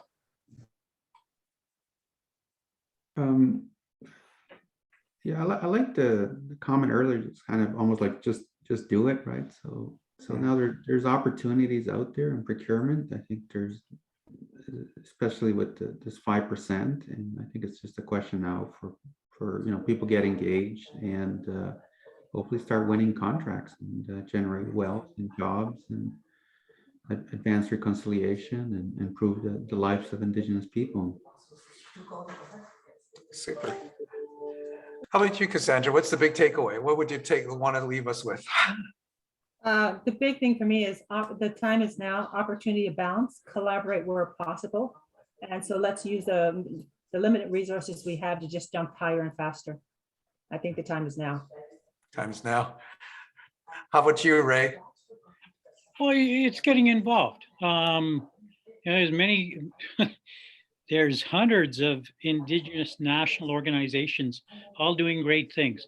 And, you got to pick and choose, but, for us, it's EDOs and that membership. So we provide that, but we collaborate. And, there isn't a day go by where we don't have a webinar on something, right? So yeah, it's getting involved in forming those networks and doing this thing, albeit I think there's a lot of us admitting we're a little zoomed out these days, but yeah, this is a convenient way to get that information. Super. So I think my big one is just do. Just do. So anyway, with that, I want to thank Cassandra. I want to thank Julianne. John, always a pleasure, and Ray. Well, you're giving you a bro hug here. And thank you so much for the opportunity to talk about this important topic and how we make procurement successful for Indigenous businesses, and procurement builds communities. Creates wealth. So there we are. So with that, I will hand it back to Paul. Thank you so much, Paul. Okay. Thank you, David. I suggest strongly that you copyright that before Nike gets a hold of it. That's my tip to you. Thank you all so much, man. That was something. An hour and a half. I think my head's going to burst with all the information and just the perspectives that were shared. Thank you so much for the panel. So we're just up after the top of the hour. We've got one more hour to go before we close today's session.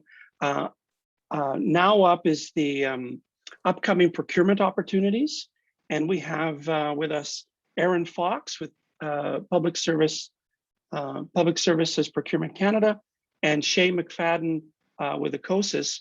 And they're going to be presenting on the Wrecked, Abandoned, and Hazardous Vessels program.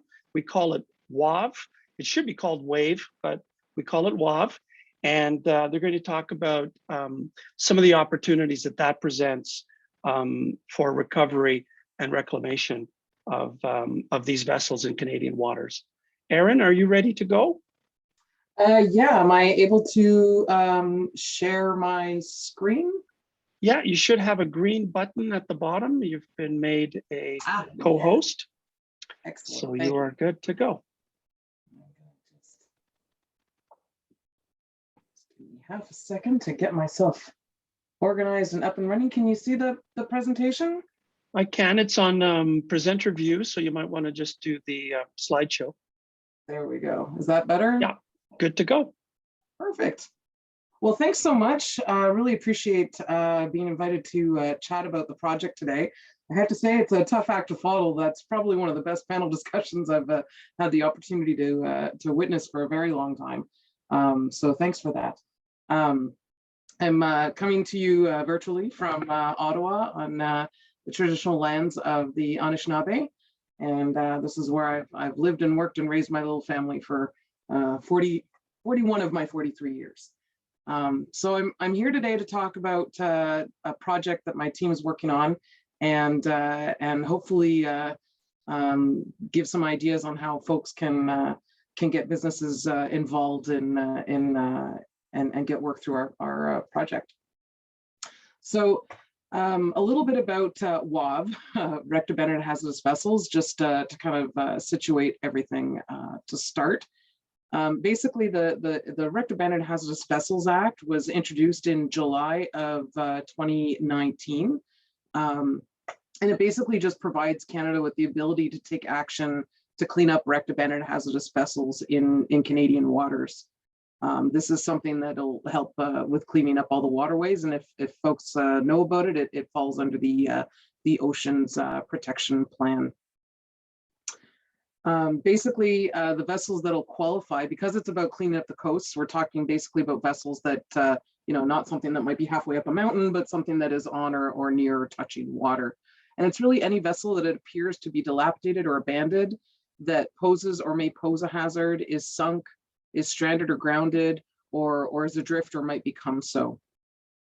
Now, you've probably heard a lot about over the last couple of years through news and different things about different programs for dealing with these vessels, and that is very true. There have been definitely some multiple complementary programs out there to deal with these wrecked, abandoned, and hazardous vessels, or WAVs, and some of them are federal and some of them are provincially based.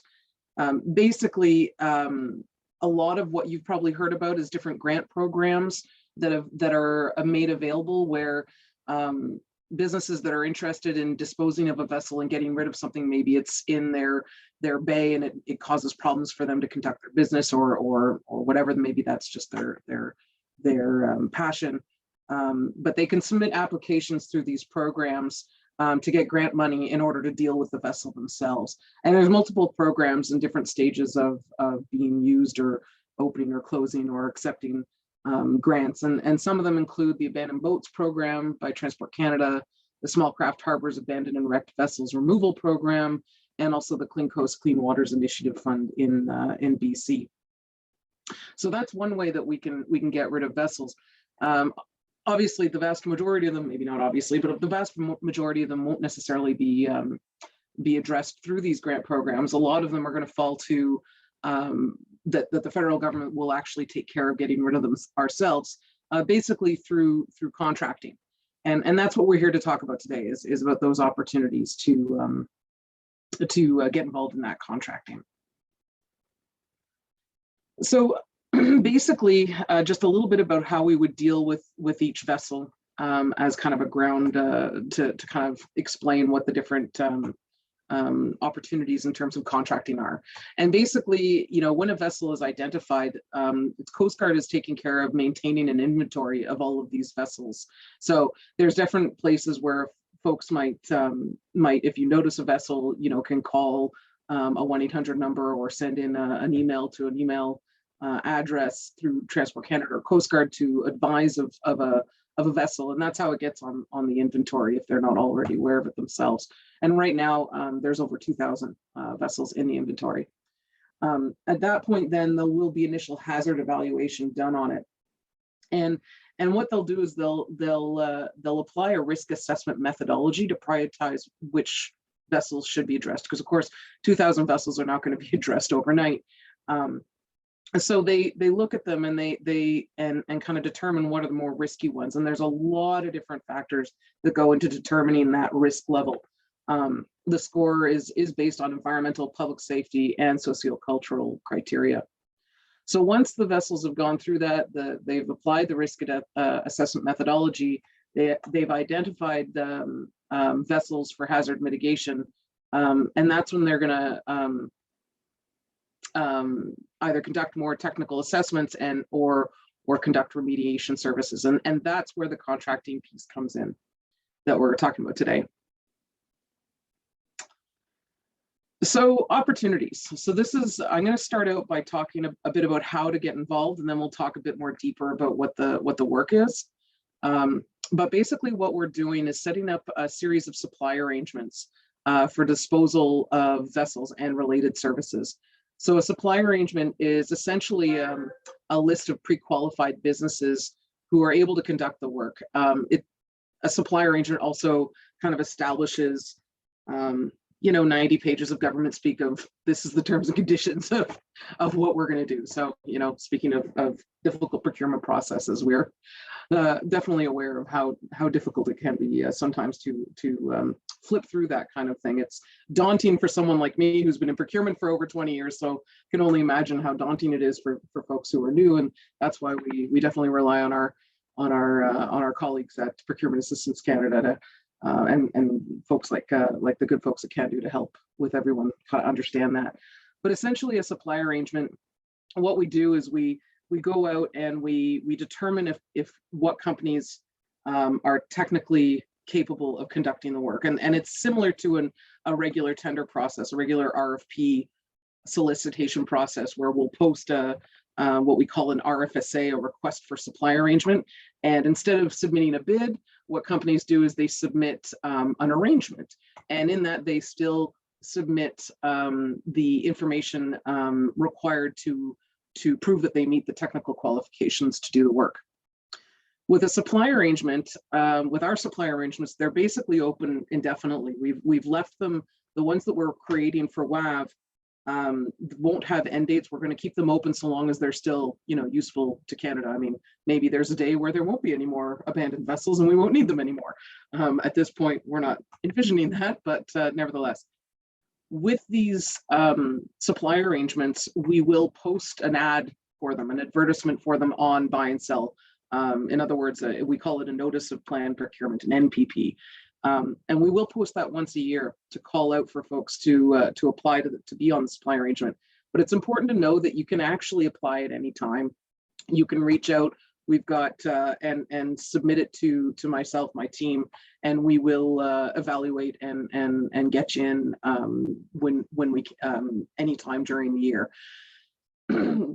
Contracts under the supply arrangement for WAV that are going to be, contracts that we're issuing under these supply arrangements also wanted to let everyone know that it's not just for wrecked, abandoned, hazardous vessels, but we are going to be using these supply arrangements to address Canada's own vessels as well. So, if Transport Canada has a ferry they need to get rid of, or because it's aged and whatnot, we're currently disposing of the Madeline with a company out in the East Coast right now.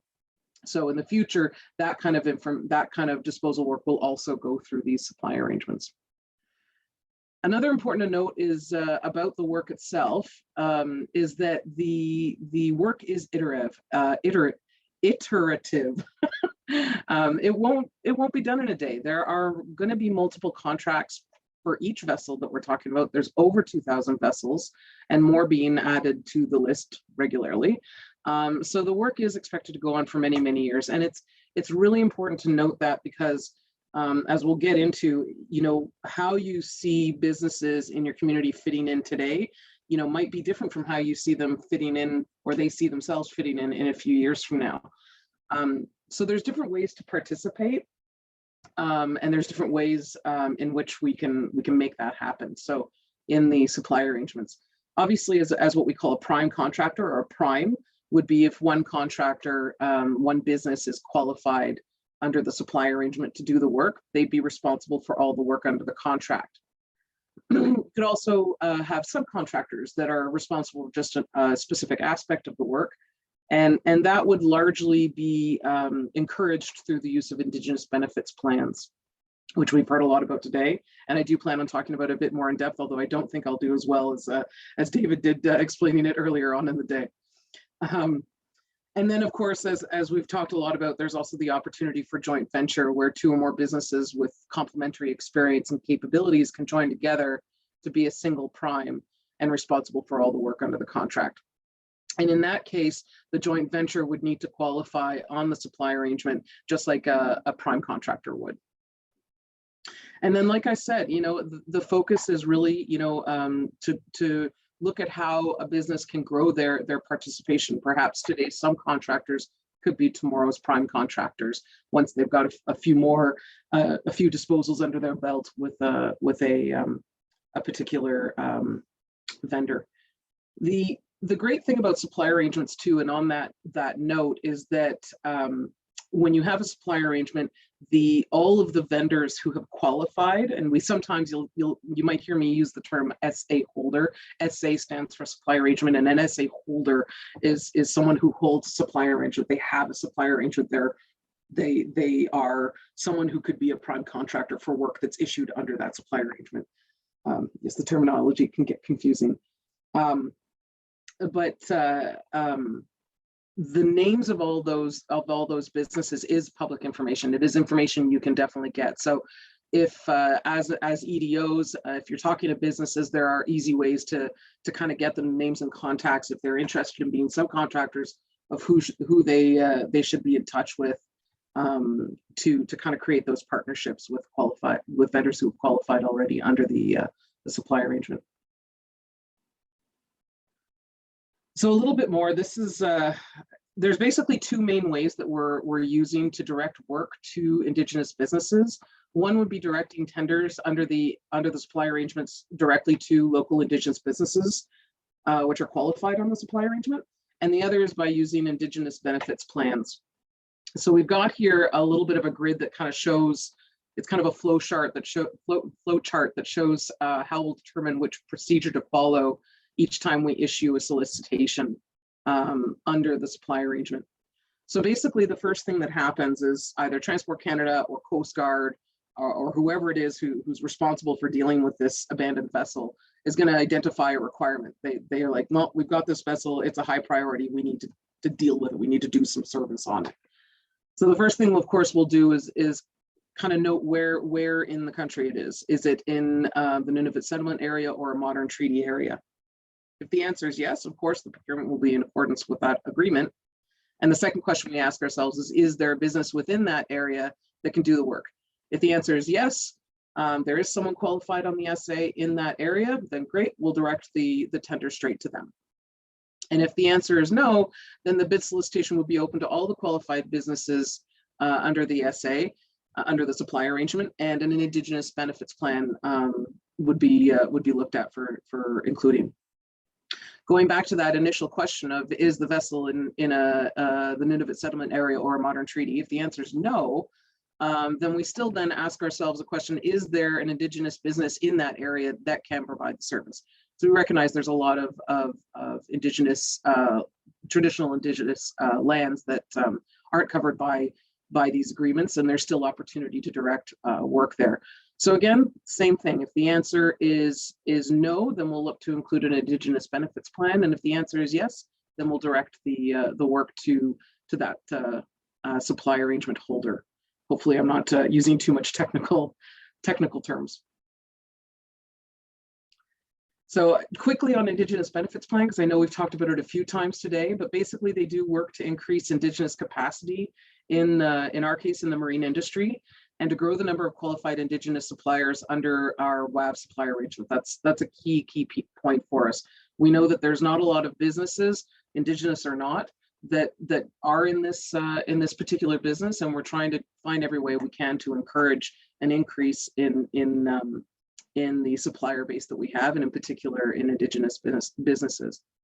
An IBP would form part of the contract issued under a supply arrangement, and it would be a requirement for the prime contractor to provide meaningful benefits to Indigenous people and businesses in that area. So essentially, what we would have is we have a supply arrangement holder or a list of that basically the folks who have qualified to do the work under the supply arrangement. We would send them out directly to tender. So instead of opening it up publicly fully, it just gets sent to the supply arrangement holders. And part of that, instead of just a requirement to you need to assess the vessel or dispose of the vessel, whatever, there would be an additional requirement to subcontract work, provide training, provide whatever benefits it is to the local community where the vessel is located. So the types of work. So basically, we've got 3 different supply arrangements that we're putting together, and they're each in different stages. And the first one is the supply arrangement for marine technical services, which really doesn't say much, but this is actually for vessel assessments. And there's 4 different streams of work and 5 different types of vessels that are covered under the supply arrangement. And part of the key to note about this is that if you've got businesses that are looking to be prime contractors or a joint venture that wants to qualify, they actually don't have to qualify under every stream of work and for every different type of vessel. They can mix and match. They can qualify under one, some, or all of them. So I think I did the math, and it was around 55 different ways to qualify just on this supply arrangement alone. So, if they've got some of that experience, it might still be worth it to look at it. If all their experience is just, perhaps dealing with, pleasure craft and yachts and fishing vessels, then great, they can qualify for those, and they don't have to worry about also having to qualify on commercial workboats and different things like that. right now, this one is actually set up. We actually posted it for the first time, and by posted I mean opened it up, advertised it on buy and sell about a year ago, and 12 companies have qualified, and several contracts have actually been issued under the supplier arrangement to date. We're actually planning a refresh. That's the term we use when we say we're going to re-advertise it once a year. We're planning that for actually in the next couple of weeks. But like I said, folks can qualify at any time under this supply arrangement. For this one, qualification does require some experience and either a technical certification or some post-secondary education in that specific type of work. This one's a very technical type of work, these assessments.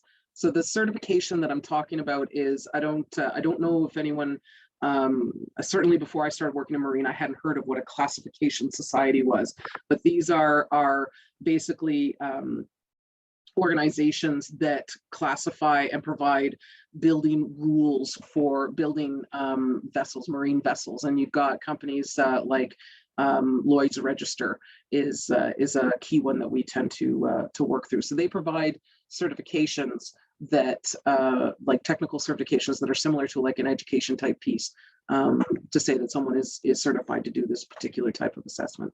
So that's what I mean in terms of certification.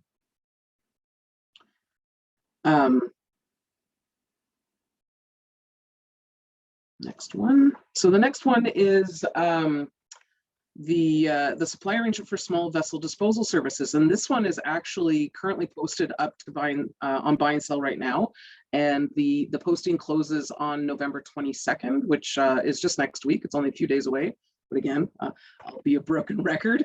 Folks can qualify at any time. In this one, we're talking about the recovery, transportation, and disposals of vessels up to 65 feet in length.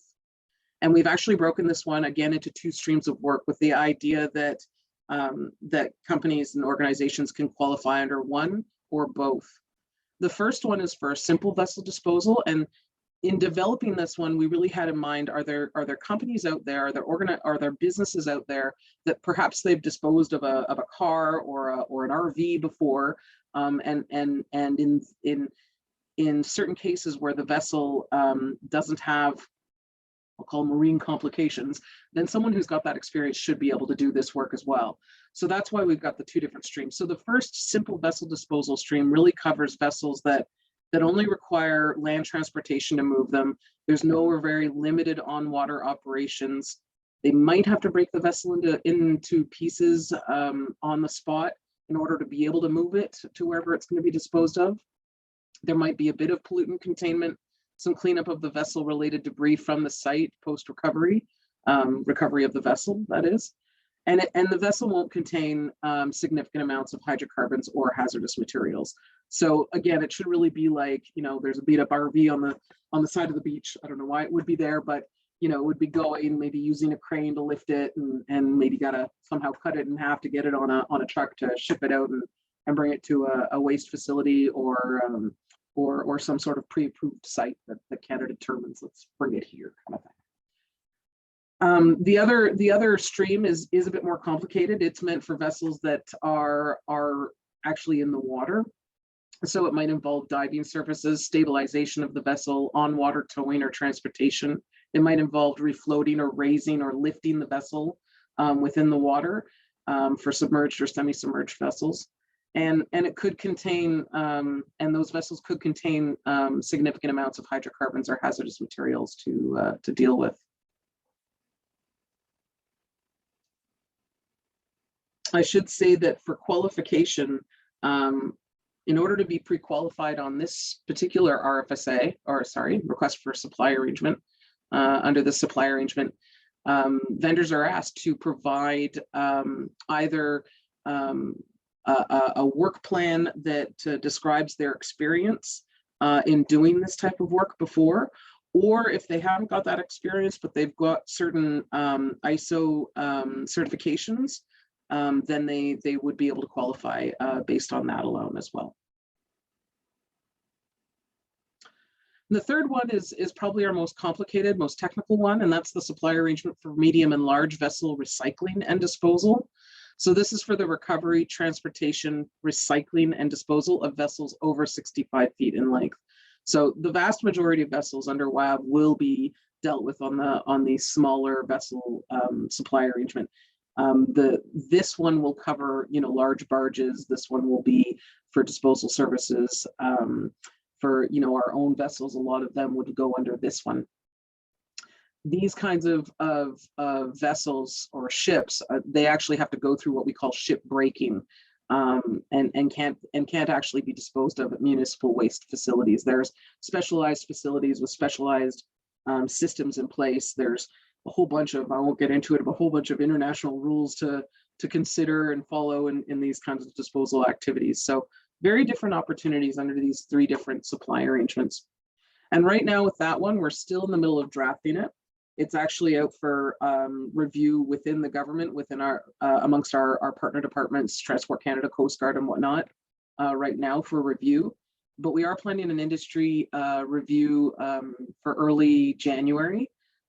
So if you do have any businesses in your communities that or yourselves want to participate, definitely more than welcome and invited to please participate in that. And it's a chance to get to know the requirement a bit more and pepper us with whatever questions you might have about it. We are hoping to post it to buy and sell in around midwinter. So at this point, I'm going to pass it over to Shay, because basically to talk a bit more about what we're doing with Cando to help support the enhancement of Indigenous business participation in the WAF procurements. Our partnership with Cando is really the key to how we're achieving this. The amount of work that we've been doing with them over the last, I think it's been about a year now since John Johnstone first introduced me to Paul, and David. So it's my pleasure to pass it to Shay now to talk a bit more about what they're working on. Thanks, Aaron.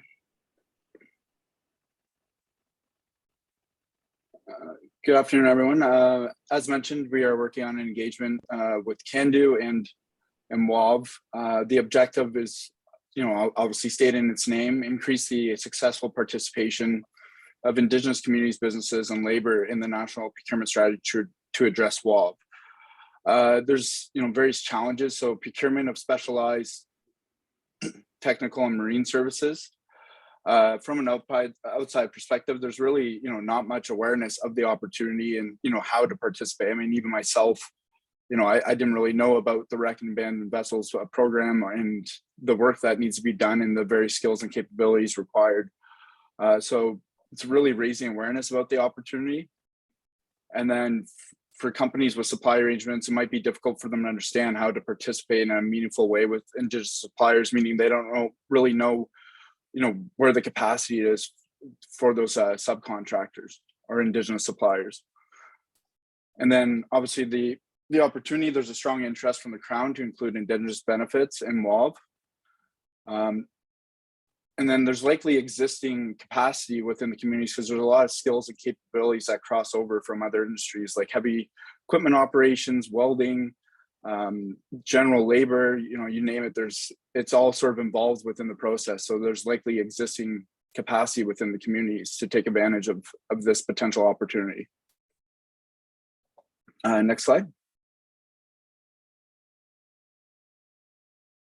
So the project is broken down into 4 work streams. The first work stream is really sort of mapping out the process at a high level. So Indigenous communities or businesses can understand the process and what's involved in each phase of that process. The second work stream is actually developing a tool that both communities and potentially WAV could use where they can identify what existing capacity they have within the communities. And then this will sort of be broken out by phase, by the various activities involved and what's required. And then we're in the middle of sort of brainstorming what that will look like, but we're thinking that there might be identifiers where a community might have some capacity and there's still, an opportunity to sort of build that up, or, they have the full capacity for, various activities within the process. Work stream 3 is identifying, other government funding that's out there that's related to capacity building. So as mentioned with this tool, you might have some existing capacity within a certain phase or activity. And then this tool basically the government support programs tool will basically provide options where maybe they can leverage this funding to build the capacity in other areas to continue to take advantage of more opportunities down the supply chain.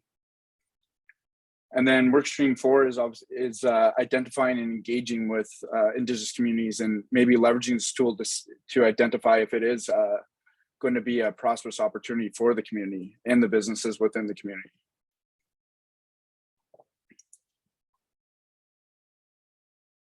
So activity 1, as mentioned, we just have an example of the various activities. So there's heavy equipment, there might be welding, there's recycling, disposal involved, vessel operators, truck operators. So again, there's lots of crossover skills and capabilities from other industries that can be leveraged to, service WAV and the wreck and abandoned vessels.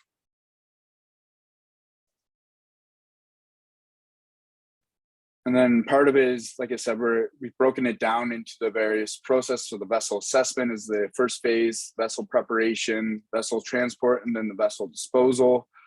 And basically here, it's identifying the various skills and capabilities that are needed under each of these activities within the phases. So here's vessel operators, inspection skills, divers, photographers, engineering skills, relevant regulatory knowledge, which again, that might not, be something that's there from the get-go, but that's something maybe get to where I have more knowledge of the industry itself and the regulations.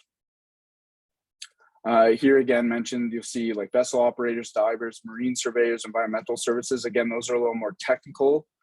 It might be further down the line to get to, but again, the heavy equipment operators, mechanics, general labor, and welders, that's something that might already exist within the community.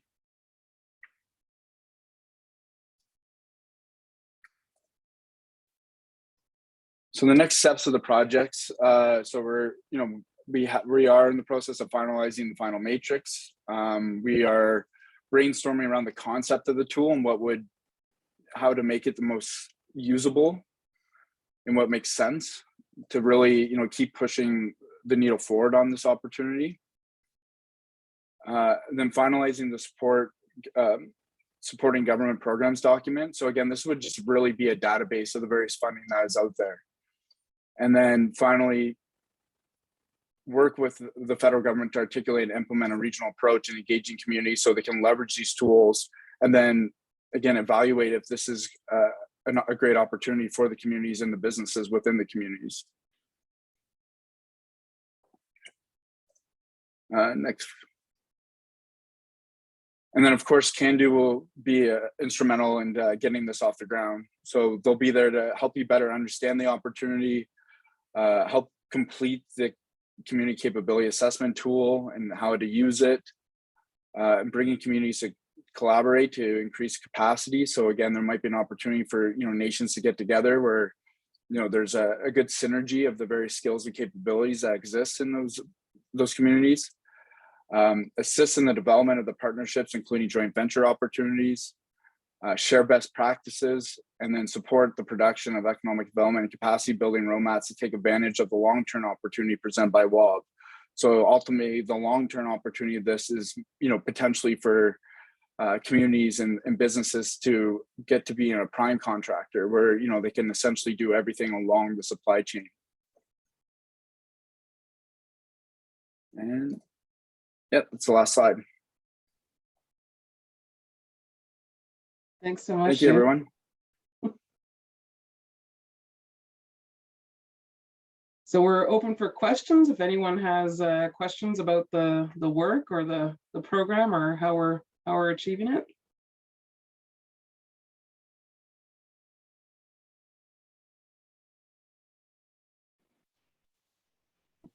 Come on now, don't be shy.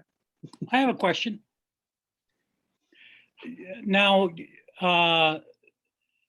for lakes, rivers, streams not on the coast, does this program apply?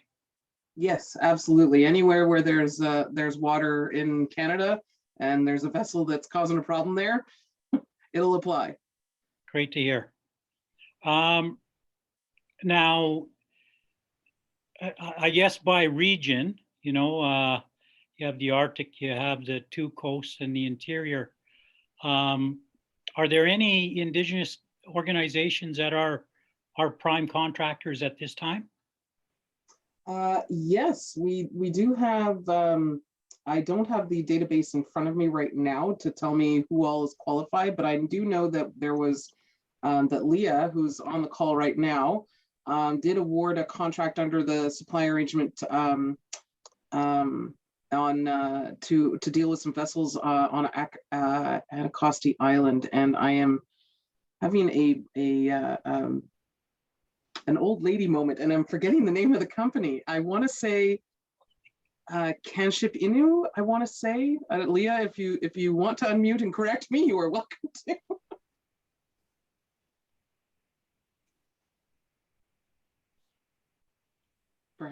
Perhaps Leah had to drop off. I'm not sure. It's 4:30 on our end, so I know her kids are home now. So. Oh yeah, no problem. Thank you.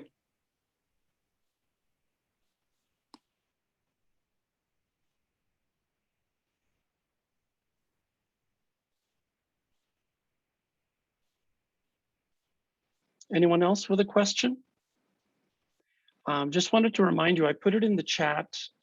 We're conducting or building a small focus group to help shape the tools used for the WAV procurement process. So if any of you are interested in sharing some of your time with us, it's about 4 to 6 hours spread out over several weeks.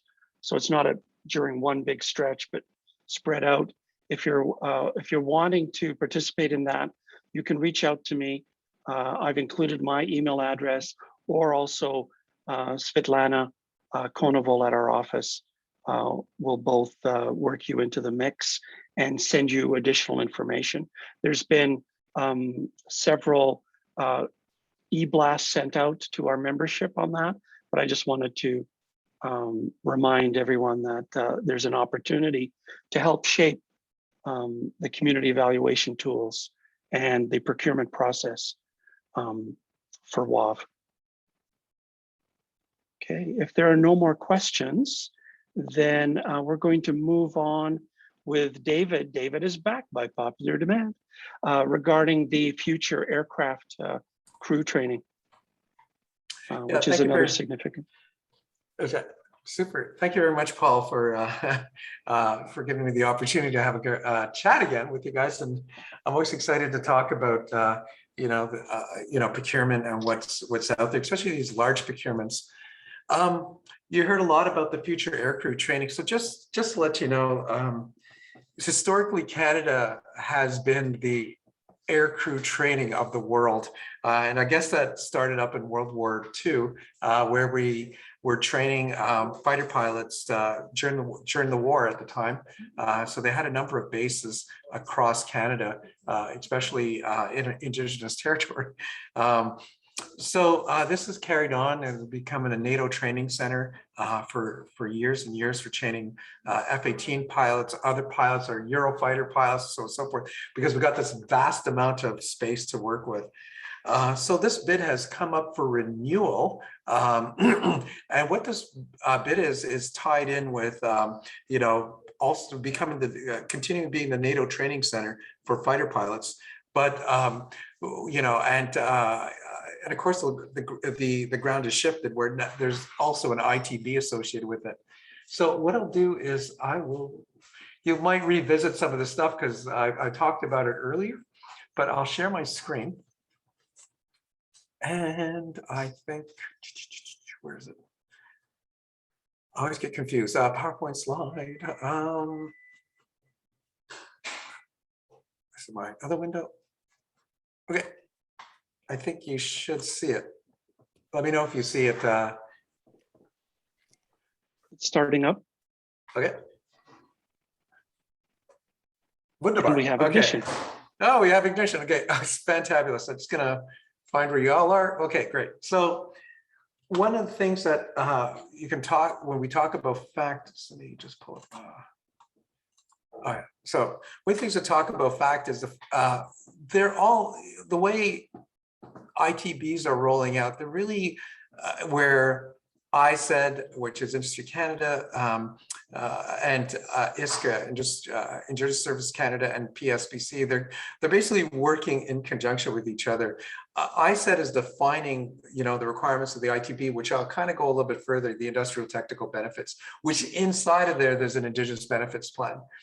But they kind of rely on ISCA, Indigenous Service Canada, to sort of help define what are the socio-economic benefits that are coming up. So that I said and PSBC, they're locked in step, especially on the 5%. So one of the things that the FACT needs to understand, and before I jump into it, or any ITB needs to understand, is basically procurement data. So who are the suppliers? Where are they located? What are the capabilities? Around a particular program. We talked about WAV. This one's about aircraft and servicing aircraft and all the the services around that. And who are Indigenous, so they want to make sure that those dollars from the FACT program really impact. But with that data, they basically kind of push out the RFPs, and in the RFP, the FACT RFP, they're going to have, an Indigenous benefit component. So what will be either Indigenous participation component we talked about, or an Indigenous benefit plan that the primes will have to respond to. So why is this important for government? It's because ITBs are probably the biggest lever that Indigenous,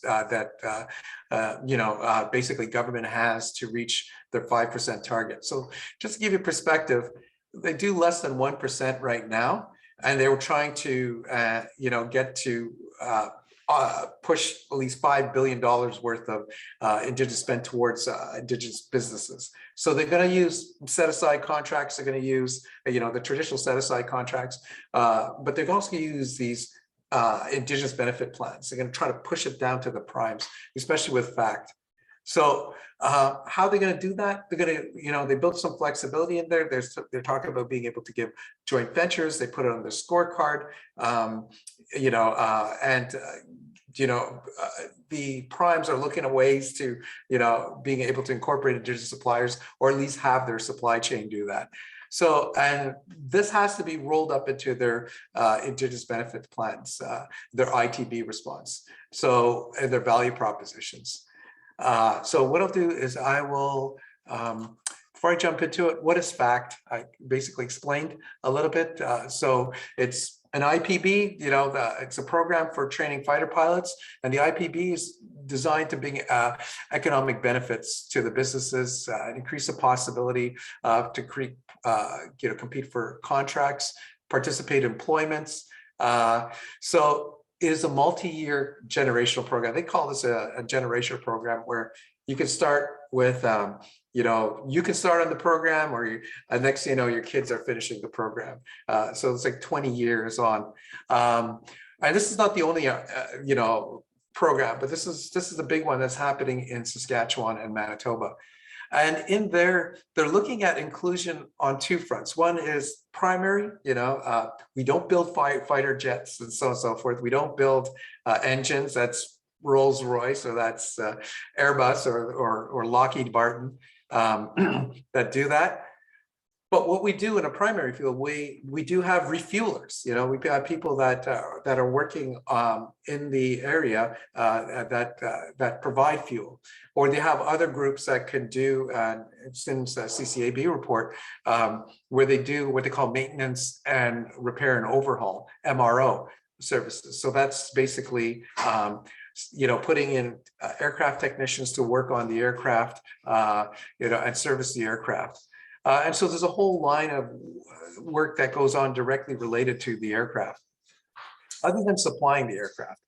The other part that they do is in the support contracts, and this is where I think Indigenous businesses really could take advantage of it in terms of the accommodations and transportation. So pilots need to sleep somewhere, ground crew needs to sleep somewhere because they're coming in. Remember, it's a NATO project. So you got pilots that are coming in from, or air crew that are coming in from Germany, Spain, Portugal, you know, all the different, Britain, that are all coming in to do fighter training. I'd also do NATO exercises and so forth in there. So there's gonna be transportation to and from the hotels, to and from the airport. There's gonna be catering services. They have to be fed. They even go down to cleaning services and all sorts of other services. There's gonna be rentals of buildings, you know, that are gonna be required. So there's actually an infrastructure project that's associated with the FACT program. And these are really targeted in the local community areas. So these ITBs, they all have a dollar spend, a percentage, a part of the contract value. So I think I beat this one to death. I'll skip this one. So what is the ITB side of it? So where the value proposition is hitting for is along the Canadian supplier development. Inside of the supplier development is what is going to be pushed down on the amount of dollars that will be pushed down to develop innovation within the supplier development. Indigenous suppliers inclusion, underrepresented group inclusion as well, from that. And it's probably going to be along the indirect spend. So if I was an EDO looking around in that area where these, these technical benefits, and I should have pointed out, the technical benefits are really regional, so that kind of thing. So they're going to be really focused on where the programs are being delivered. And the other thing they're going to be looking at is terms of skills and training development. So how are you going? And there's a heavy push along the STEMS line with being able to, are you going to create jobs in aerospace? Are you going to create opportunity, to build new skills? And that could be, things that, like, for example, in accounting or in HR, where our knitting is, but it could also be totally, along the repair and overhaul as well. So bringing in those technicians that find great careers. And this is where the EDOs can pair up with some of the educational institutions that are focused on, developing aero technicians or providing those particular services or internships where they can, their Indigenous youth can work in these programs. They got to remember, it's a multi-generational program, multi-year program. It's probably going to go on for 20 years. So, a person starting out can have a wonderful career and build up that skill set. And I'd like to zero in on the fact is it takes 3 years for someone to, I call it, write their ticket, so between their first year of employment and then getting the experience and so on and so forth, by the time they get into their 3rd year of capacity building, they become marketable. So this is where the skills training and development really takes root. And the other thing is communities, especially with EDOs, their counterpart is the basically the skills development group, the human resources group, the employment groups that are within the band council or within the economic development office. So this is where you can see that real alignment between developing the supply chain of making sure that your supplier, the community is participating in it, but also making sure that your skills, your employment offices are also associated with it. We talked about Indigenous components. Okay, so I'm going to switch over to another screen and just really zero in on the FACT program. Just bear with me for a second. It's got to find in my, oh yeah, here we are. I'm going to stop sharing for a moment and I'm going to reshare. So what I'm going to look at is really how the value proposition is structured.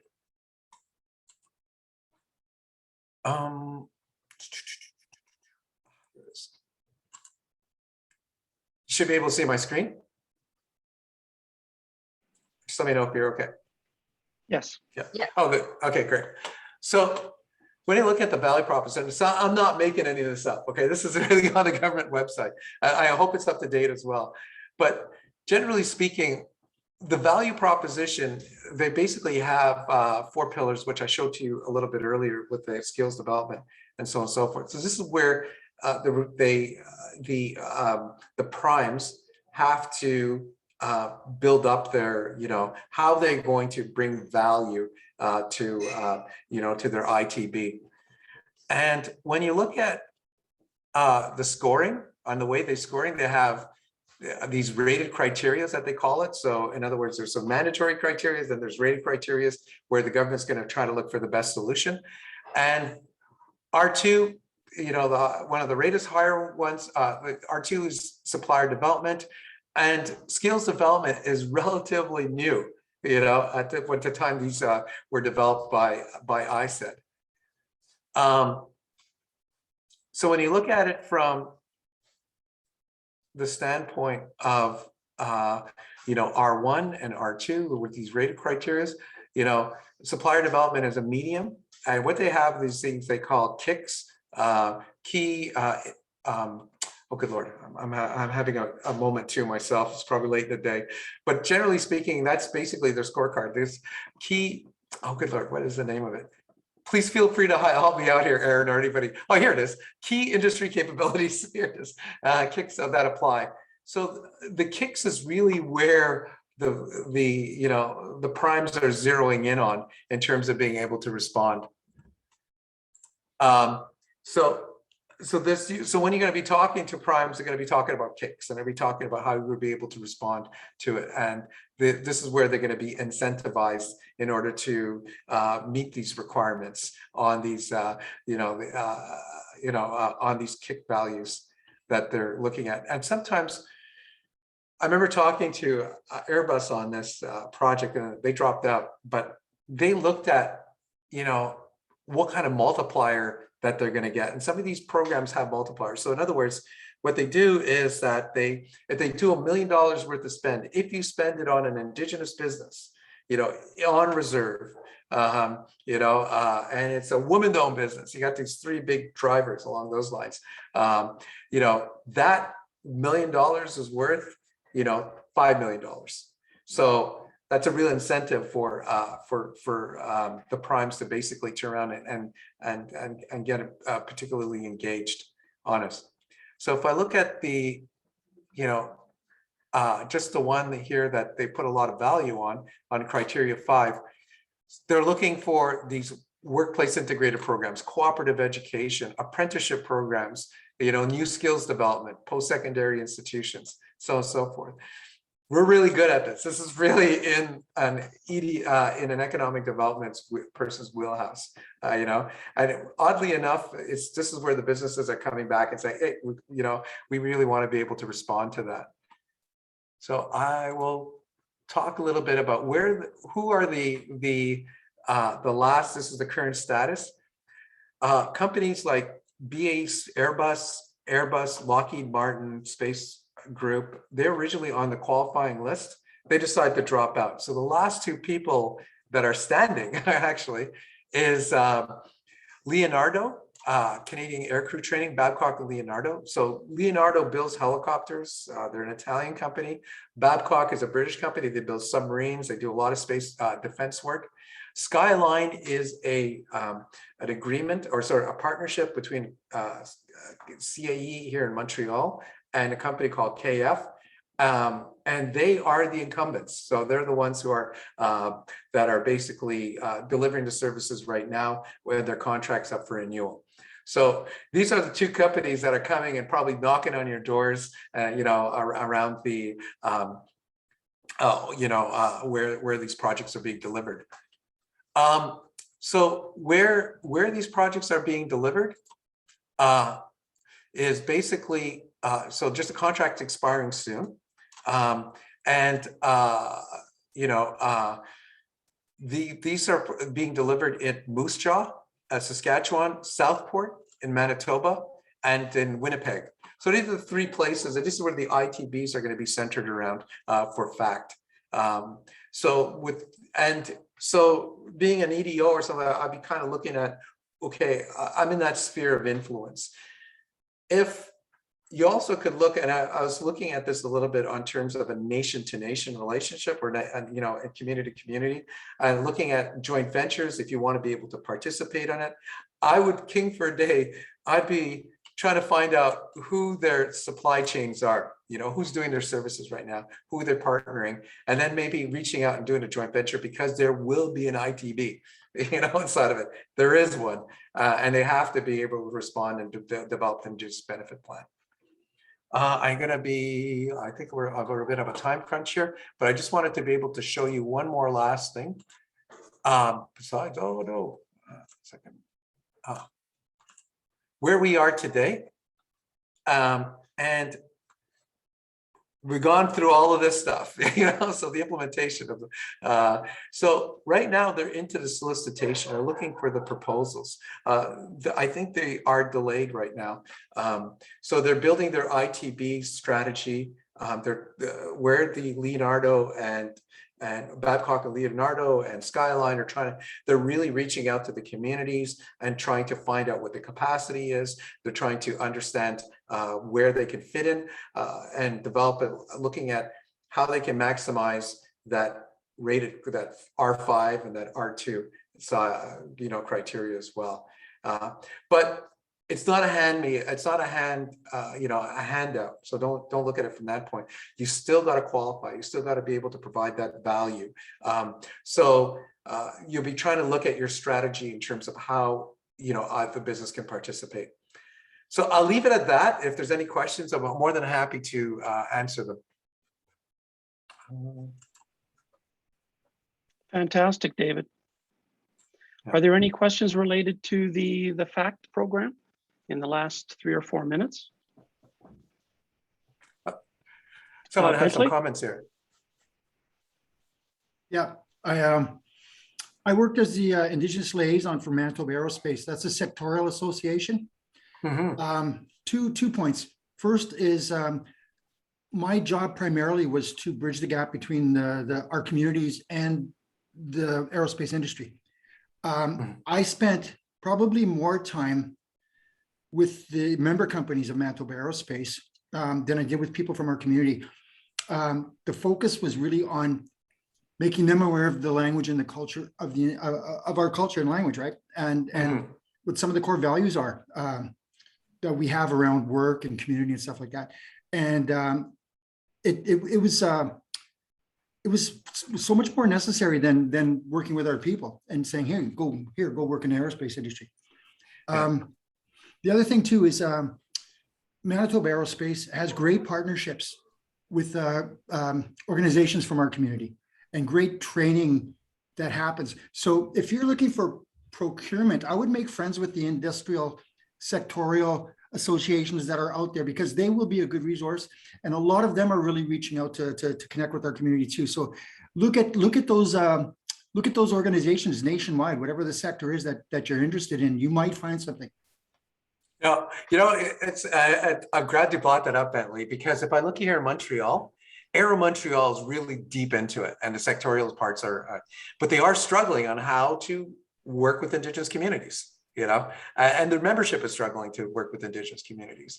And I think, and hint, hint, Paul, hint, hint, right? You know, this is where, you know, the national organizations have to bridge that gap. It's really kind of interesting is that we're so conditioned, the organizations, the Indigenous community, we always go to ISK, you know, that's our first touch point. But we should be reaching out to the other departments like ISED, like PSPC. And I think we're starting to learn how to do that. But we also have to learn how to work with the sectorial, the industry sectors as well, you know, and help them help us, you know, at the very end of the day.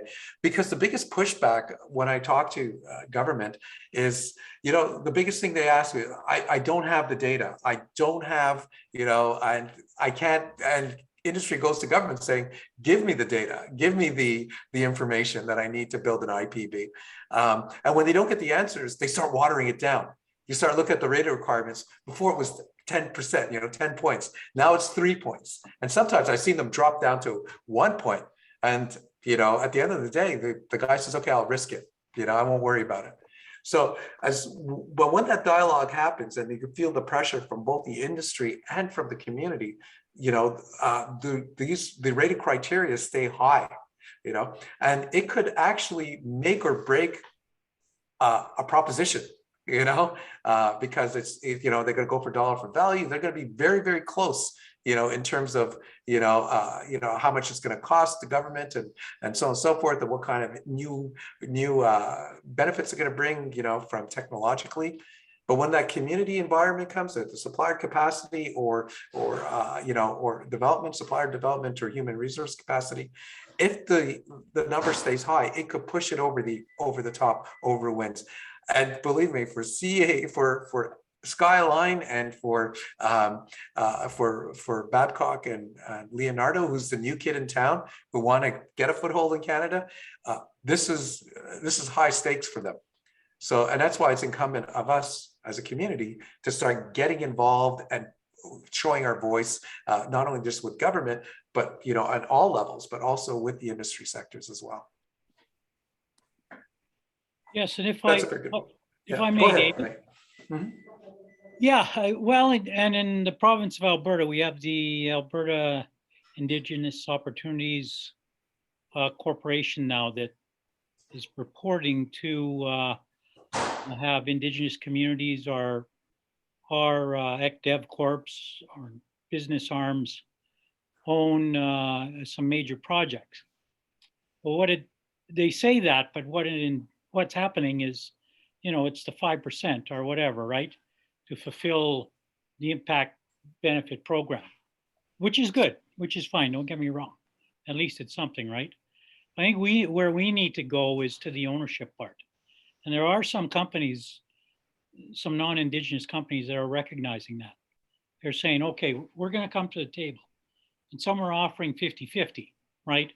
Or in some cases, even 51-49 in favor of the Indigenous venture partner, because they know they can access a lot more grants, more opportunity through reconciliation, what have you, whatnot, right? And they're still doing their part for Indigenous involvement in the economy.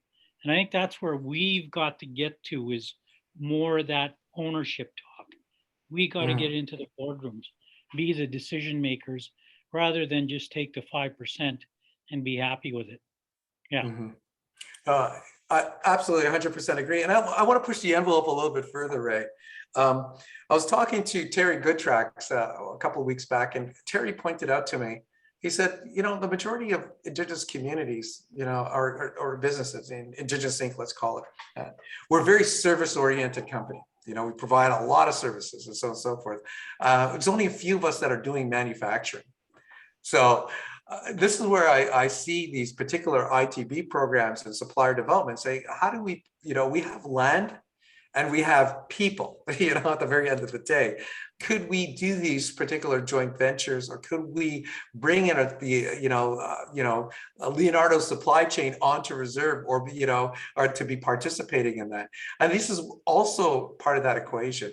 And one of the things coming back to COVID, we just realized how vulnerable our supply chain is, when, we couldn't produce masks. They're all produced in the States, or we couldn't produce ventilators. They're all produced in Italy, so on and so forth. So I think we, besides, FACT and besides WAV, all the rest of this kind of stuff, is to really look holistically of what we can offer to, to not just government, but to corporate Canada, but also to the consumer at the very end of the day. It won't take much, to really, and to really start a manufacturing base. And we saw this with, some of the success stories of companies that have partnered with Dentex and communities that actually started building plants to deliver masks.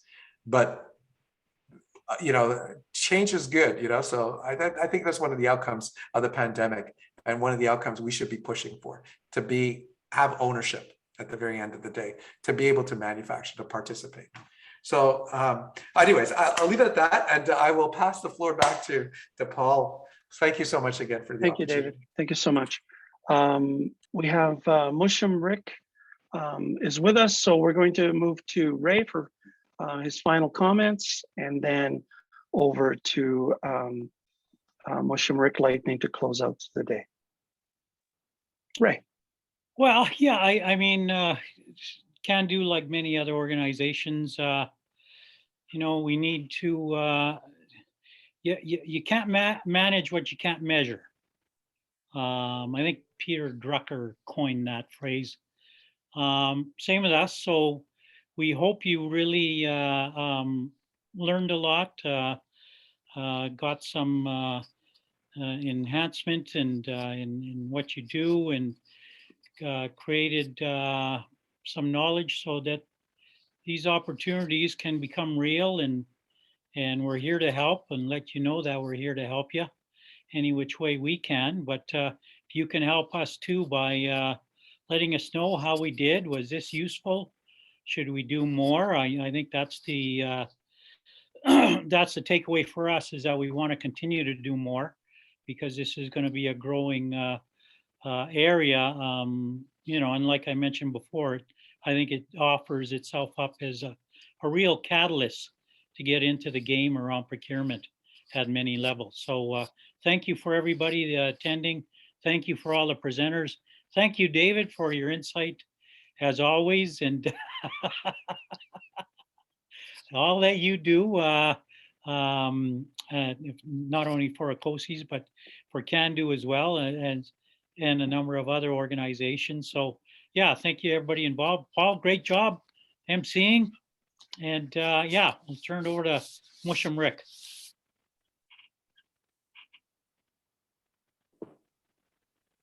Well, I hope you had a great day today. You know, one of the key things of our peoples across Canada, one of the strengths we've always had is we observe and then we adapt to the situation, to the cult, to the area, to everything that's around us. That's kind of along the same lines when we work when we're creating a program, is to be able to have that space to be able to be adaptable as well, because nothing's ever straight. There's always changes. There's always different things that come into place that really, I guess, put it bluntly, scare us. But we got to be able to have that little bit of space to be scared, but also have that other space to be fearless, to be able to move forward. Like my company I created was 30 years ago. It's called Lightning Captain Associates, and I had a vision that the reason I put associates in there, because my daughters are going to be, I knew my daughters were going to go to university, and my sister as well. And my idea was that one day that all my family would come into place whenever I needed it. But what I found is that to be able to adapt, I brought in other different workers to bring in their strengths when I needed it, depending on whatever project I was bidding on or whatever area I was covering. And that's something that's really important, is that to know your weaknesses and to know your strengths, to be able to, and if you know that you're not strong in that area, to bring in someone to make you stronger. And that's important. That's again, being adaptable and depending on the situation. And if it's in medicine, you bring in a nurse or a doctor or someone that has that background. And that's really important to survive. And my company's taken me all over the world. And so that's something that's really amazing, that it's been able to do that. And like, you know, it's 100% owned by my family. And then my sons one day said they want to take over. And I said, great, it's yours. Because it's really a neat company, because it goes into different areas. I work with federal, national, international, and all over the place. And that's, again, being able to be adaptable, but also bringing in the people that I needed that have the strengths and where I didn't have those strengths. And so that's important to understand that you can't do everything. You have to have that place for yourself. And the other part that made my company, made it myself strong, and I want to share that, is with having family values and workplace values. They have to be balanced. You can't have one overriding the other. You got to have that time for yourself and your family, and at the same time for the workplace. sometimes we tend to get scared, and when you're a consultant in that kind of field, you tend to take a lot of contracts because you're scared there might not be one. And that's when fear takes over, and then we start making decisions on emotion. And emotion always gets us in trouble. We always got to remember we have to deal with facts of what we're dealing with, but also facts of ourselves and how our family's doing. And that's really important to do that, to be able to step back and take time to step back. So you have to have that balance. And again, going back to the concept this morning, I talked about ritual and also ceremony. Make your company a ceremonial company so that you always be aware and you always give thanks for what you have and you appreciate what you have. When you do ritual, we tend to have no spirit in that. And we just go through the motions, and pretty soon we tend to forget what we're doing and we lose our sight of the direction we're going. So that's why ceremony is so important in our companies and our families, and having fun and balance in our lives. Because it's a long goal. It's not a short goal. It's a long goal. So that's something that's really important to look at. Where are you going to be in 5 years, 10 years, and so on. So, that's something that's important when you're looking at developing your company, or if you already got it going. So I just wanted to share that insight with you with where I've been, what I've seen. I've worked in all the facets.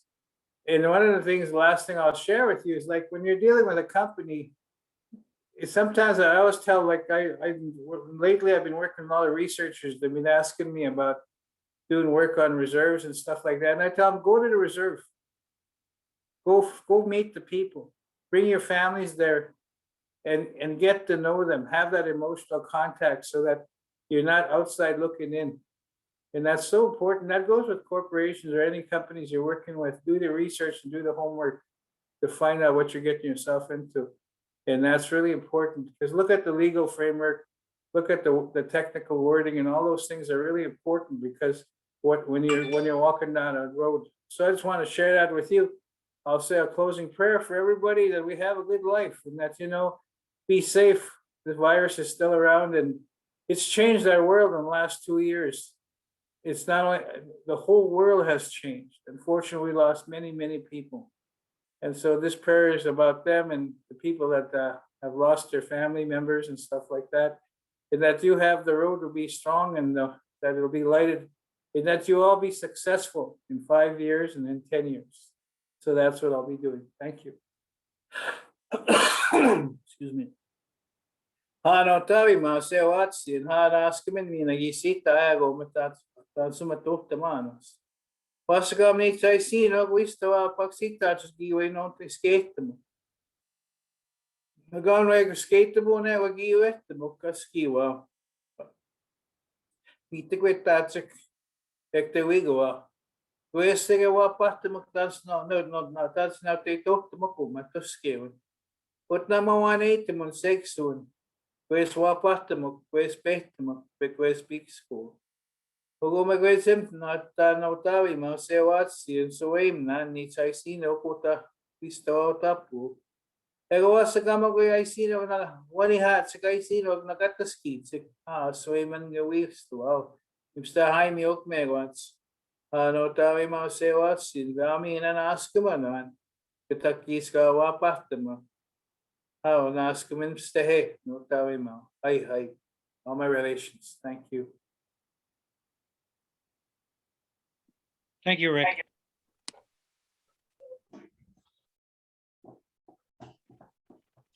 Thanks, everyone. That concludes our day. Appreciate you sharing your time with us. Take care. Cheers.